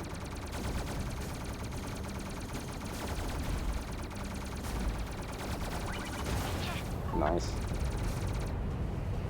Okay. Of course there's gonna be more enemies to fight. 2. We managed to kill 2 out of 4 engines, and yet the freighter is still speeding forward. I'm sure the Vale already glows somewhere behind it on the horizon. We can't let that happen. We can't let them deliver our weapons to the Empire. Look up! We got small birds ready for takeoff. Shit, they got planes on that transport ship. How many of these traitors are there? The full crew of the freighter is like 40 people. Probably somewhere around that. I can't imagine that many soldiers would abandon our cause. And now when the Empire attacked us, they are fleeing to the enemy's side. Cowardly bastards. Not everyone shares your dream of dying for the cause, Walter. We are soldiers, aren't we? Soldiers trained in times of peace. Is it that hard to believe that not everybody is willing to sacrifice themselves in war? In Sky Fortress, yes. Only the best of the best are allowed to serve in the fortress. Oh, so the best of the best is now subduing traders in his pajama pants. So humble, stranger. Okay.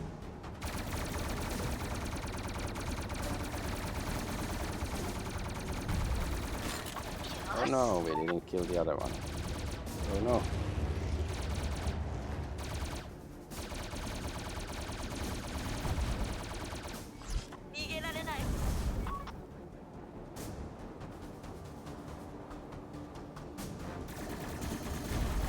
Ow, ow, ow. Ouch. Ouch, baja.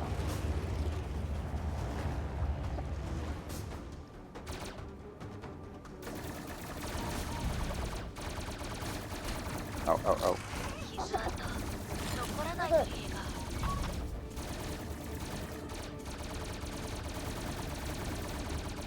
Oops. I didn't get to kill those guys. Ouch. Hey, stop coming for me.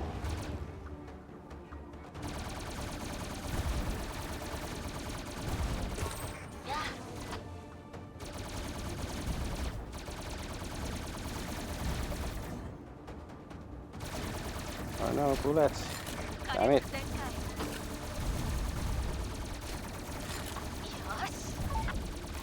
Oh, I have a shield. Oh. Damn it. No. Dodging. Hey!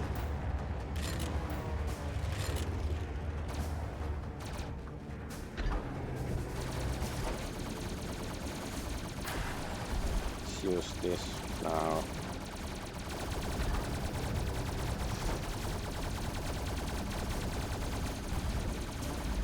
Oh, yes, health. Thank you very much. I like that.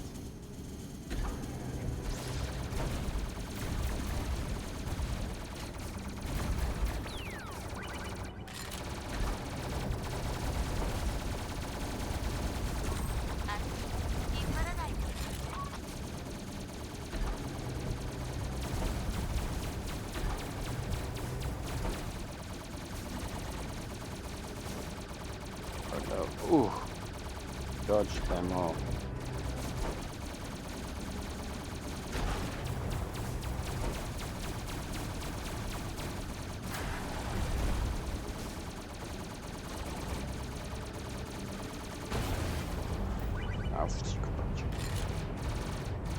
Oh, there's one more engine. I guess we have to catch that later. I know I have to fight the enemy who opened fire at me first, but my heart aches at the sight of familiar shapes of planes falling in the ocean. How many of their pilots do I know? How many do I meet every day in a canteen at dinner time? How many do I laugh and chat with in the sauna after every tiring day? Inwardly, I'm hoping I don't know any of them. My colleagues aren't cowardly traitors. They must be members of some defective units. They're determined, I'll give them that. Most people are if their lives are at stake. It won't be easy to stop a light-fueled freighter. Regardless of how many engines we grow, we're still going strong. It makes up for the less energy by throwing out cargo and releasing planes from the hangar. Smart, I did the same. Hypothetically, right?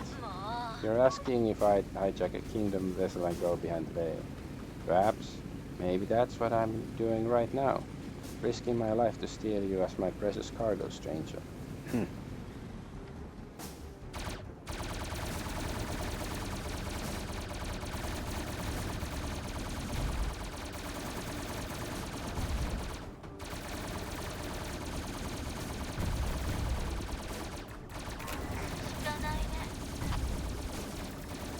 No!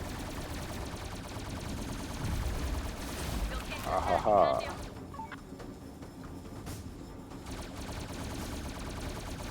This annoying mission with all the containers and stuff. Ouch.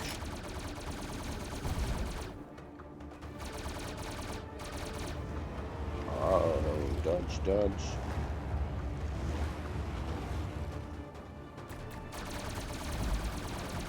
Ooh, yes, health potion, thank you. 残らないといいが。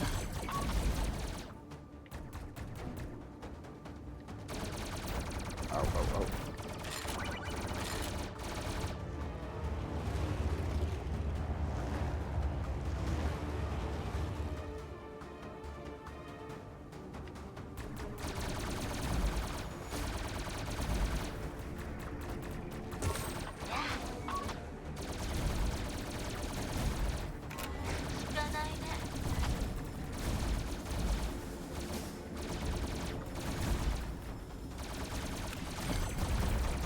Ow, ow, ow.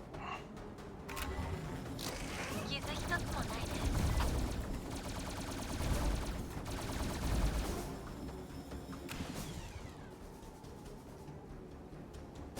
Okay, another boss section. How many cargo crates do they have? Like a trillion. That's it, we almost got them. Zzz. You can't stop this last plane. It's the enemy ship. It's already begun. What? Cowards, you got one last chance to turn around and surrender. Idiot. You're nothing but a tool in her hands. We'd rather die than go back to this blighted place. Traitors. Die then.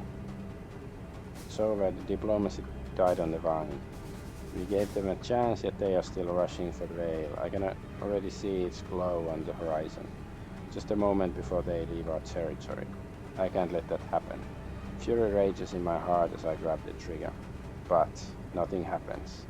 Cockpit feels cold. The connection I felt with stranger is getting weaker. I feel as I'm stuck behind thick glass. What the hell? Hey, everything okay? Our synchronization dropped for a second. Working on it. Control panel reluctantly comes back to life.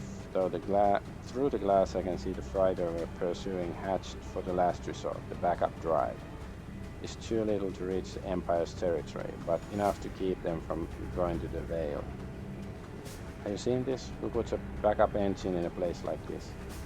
Engineers and the kingdom, apparently. That's an odd choice, but better for us. We have to stop them before they cross. 準備できた。 Right. Okay. Jumbi dekta, so let's go.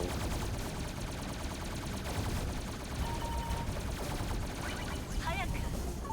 Ouch, bah. よし。殴ってみてよ。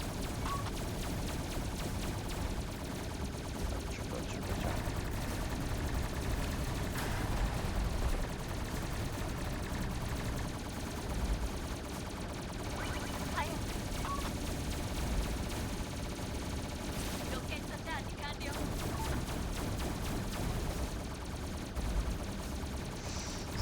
Yes, shield. There's a lot of things going on here. Okay, we did it. Yes, finally. Smoke from a destroyed backup engine fills the air. The freighter is rapidly decelerating, losing driving power. Only light energy keeps it in the air. The door to the hangar is open. Having unloaded so many planes and cargo, it reminds me of an empty carcass. The veil is so near that I practically see the sparks of energy on its surface. That was damn close. How are you doing? I checked the gouge's synchronization is stable, but that moment was distressing. Luckily it was short. Fine.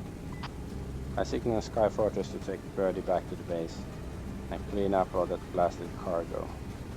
I'm sure they'll be happy to hear that. Yeah, are you okay? 嘘。 Why wouldn't I? We're heroes, yada yada. I nearly feel her sigh sweep through the cockpit. It leaves goosebumps on my neck. I understand where her bitterness is coming from, somewhat. It's hard to celebrate victory when it's not the Empire's hulls that are on the seabed. They're ours. Even if the escapees were traitors, even if they were smuggling valuable cargo straight into the enemy's hands. Victory leaves a sour aftertaste in my mouth. I watched the arriving kingdom units, nearly the same as the ones we've just brought down. We circled the freighter, preparing to take it to Sky Fortress. The awareness of what's waiting after we return to the hangar slowly weighs on my heart, killing whatever remains of satisfaction from a successful mission. Oh no, we only got there. like basically bronze medal, not even silver, but I guess we'll have to take it.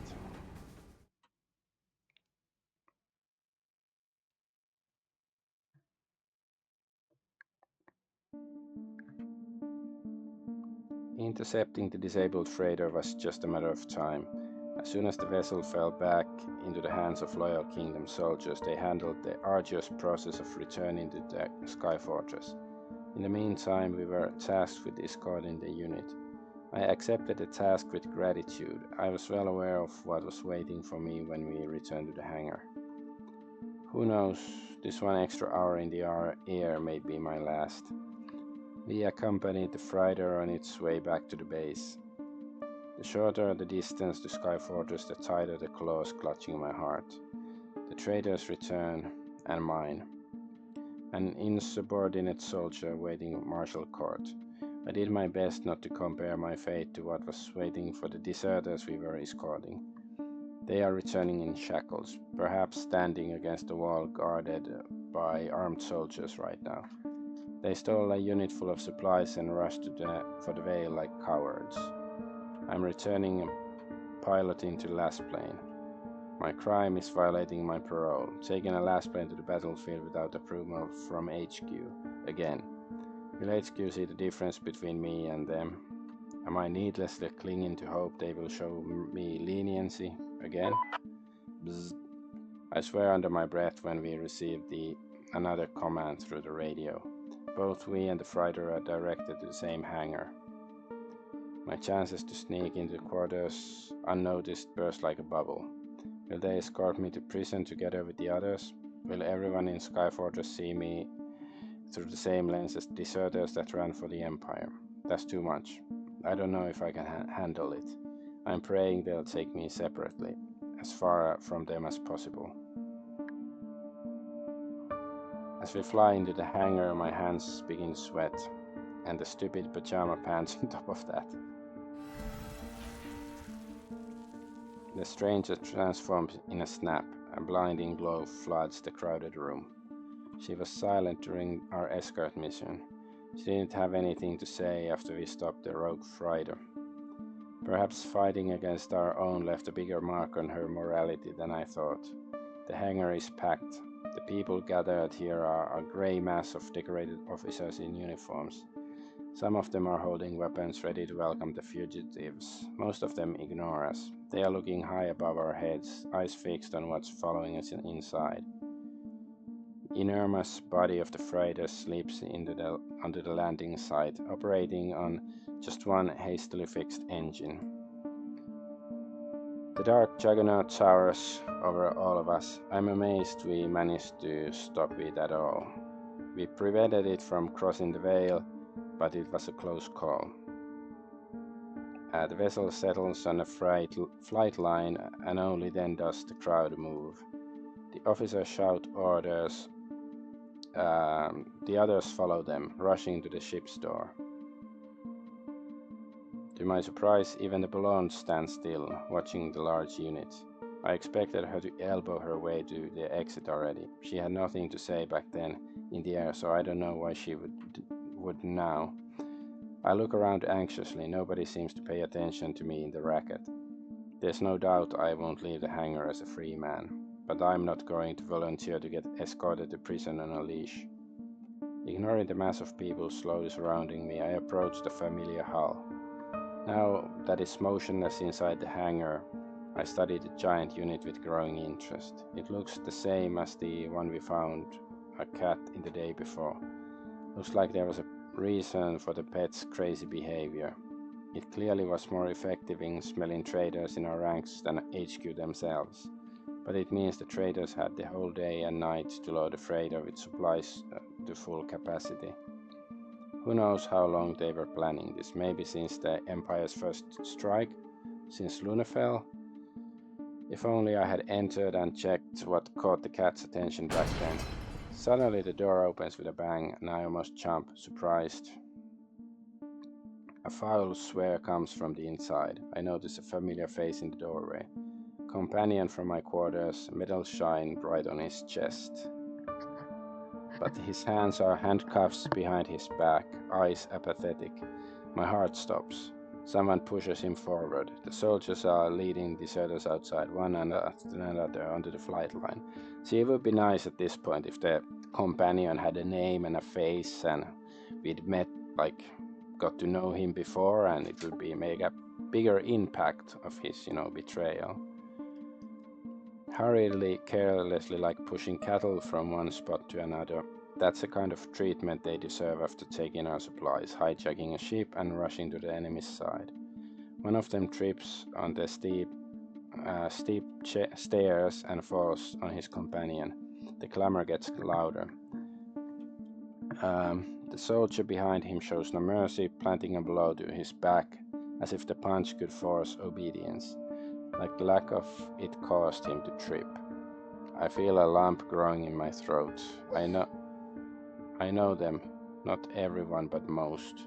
Once we shot down from the sky, did I dine with them in the canteen too? What made them betray us? Why is it also incredibly messed up? I step back against the wall when the deserters are led to the exit.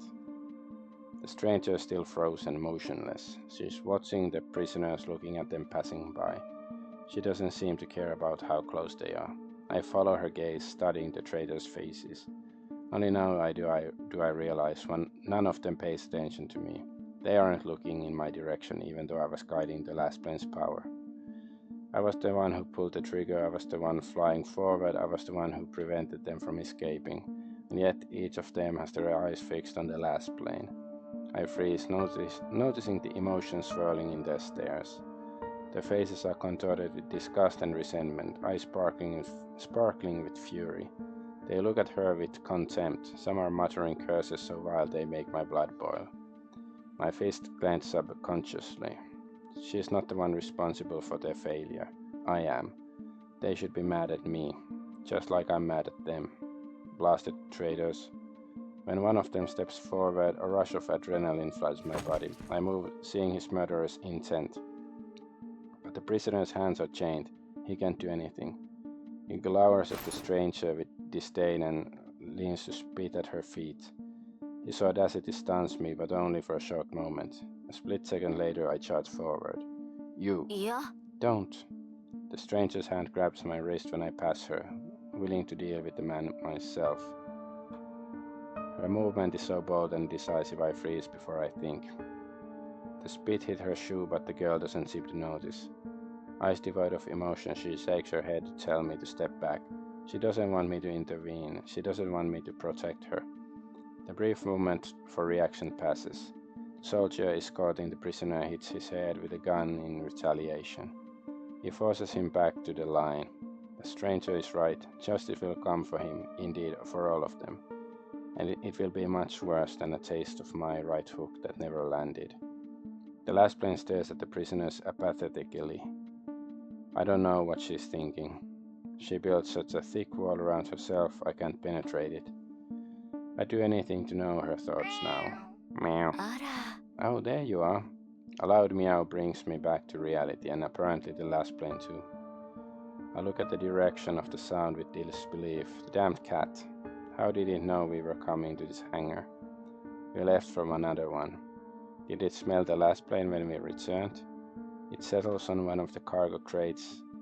The soldier started unloading from the stolen unit.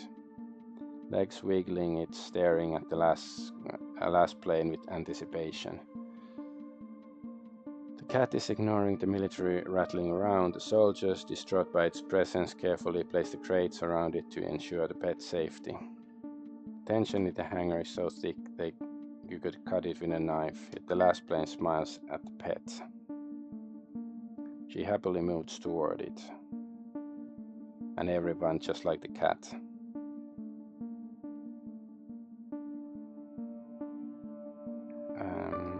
I watch them from distance, and after a while I reluctantly follow her, staying back, unwilling to disturb her reunion, whatever it is.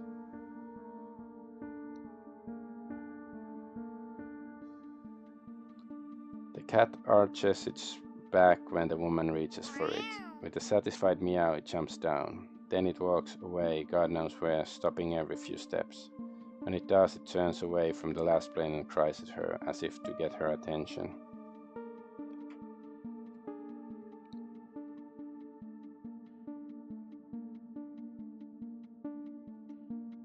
Apparently it wants her to follow it, and she does so without hesitation.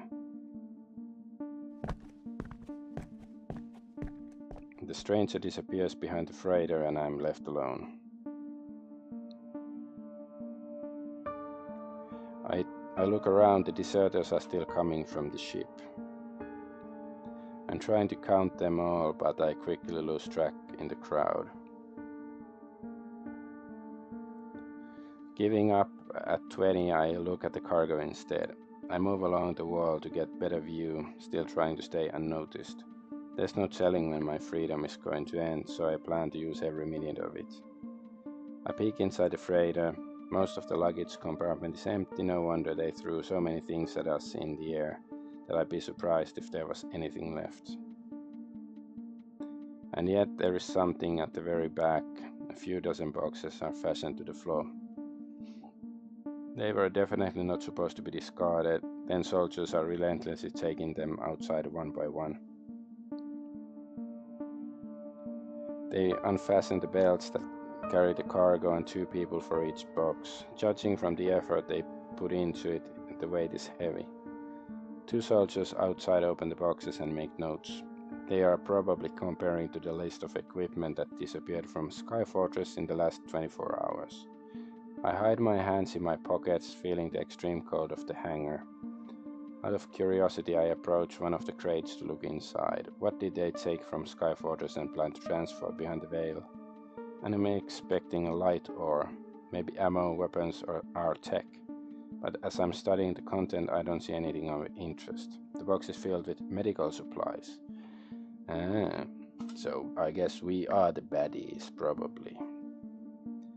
They're just, poor refugees, and we could help them, but we don't, or something, and we loot their, like the kingdom loots their stuff or something like that. Risking undisturbed the cataloging, I approach another one to compare the cargo. Equipment in this one, advanced medical apparatus. Part of it must be powered by the light energy, like everything in the kingdom. And there's enough of it to fill a small hospital. But of all the useful things they could have stolen from Sky Fortress, it wouldn't be on top of my list if I were them, hypothetically. Maybe this equipment is valuable outside of the kingdom, or... Stand back, officer, commander says. I freeze, hearing familiar sharp voice. I turn to face my furious superior and immediately straighten my back. Nearly jumping, I salute and puff my chest, and I am suddenly very aware of my pajama pants. But this realization is quickly overcome by something even worse. My freedom ends here.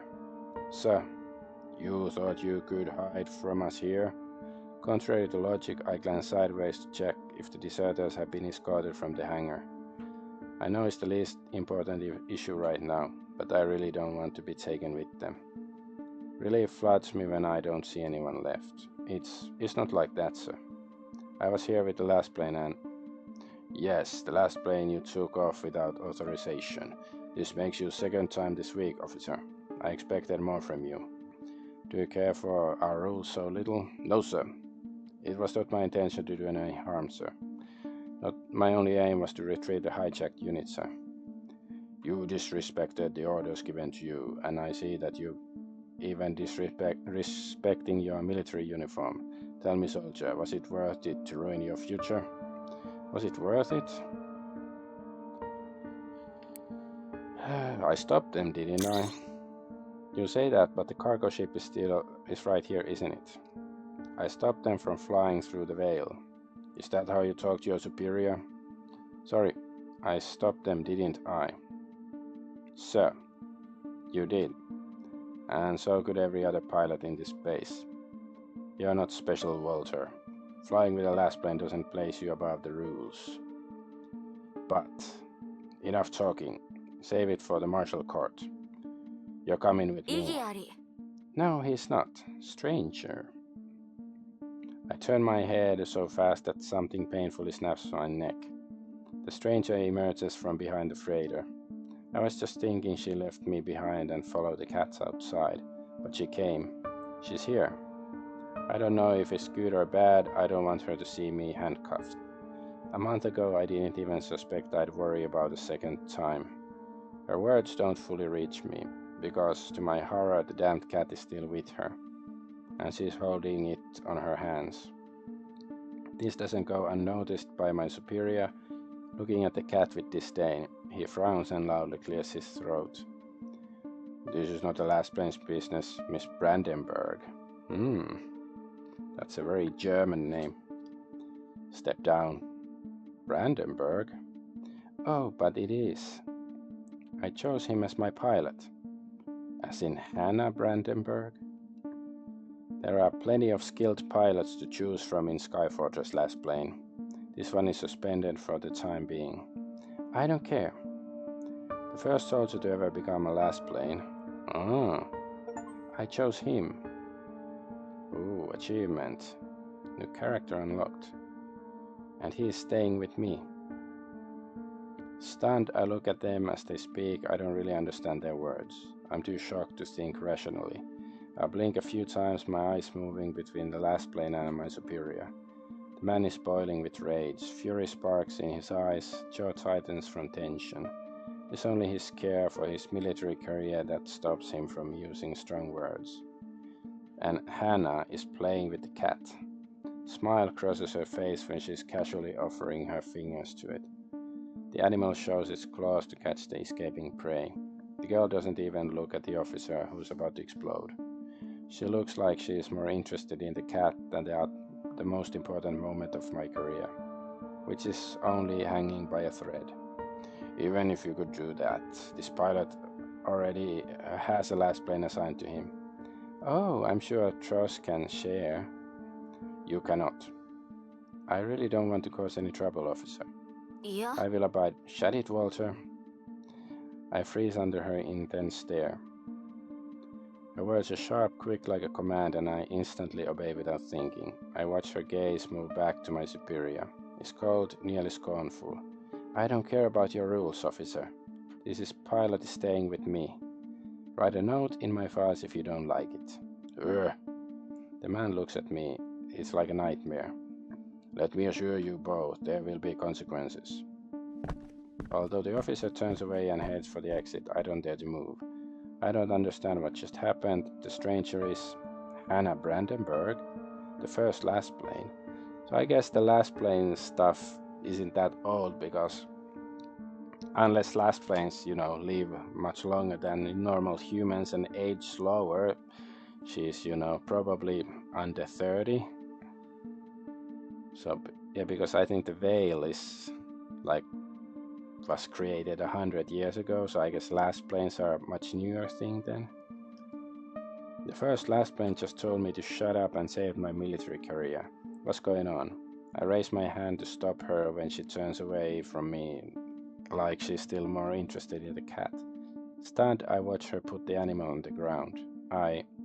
Hannah? You're Hannah Brandenburg? Why didn't you say something? We have to talk. Where are you going? Meow. Kawaii.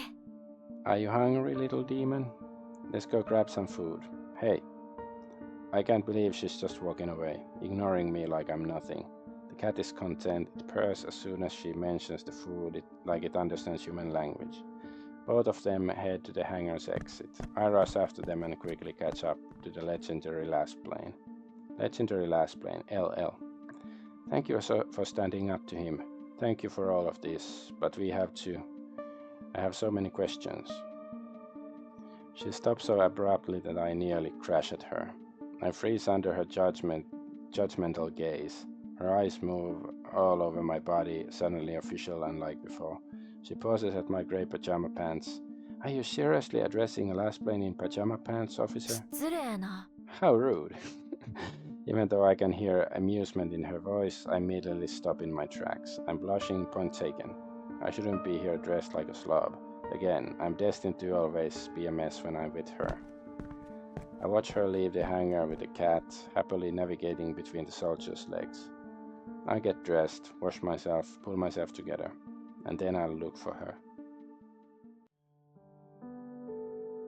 I've never before wondered what exactly is the Lassplanes' position in the army, but I think that's my cue to end the stream. Let's save here.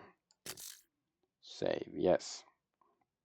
Okay, we finally got a mission done and found out the Lassplanes' name and all that stuff, so that's cool. So what was I supposed to say? I am Adventure Argonaut. I thank you for watching. Bye bye.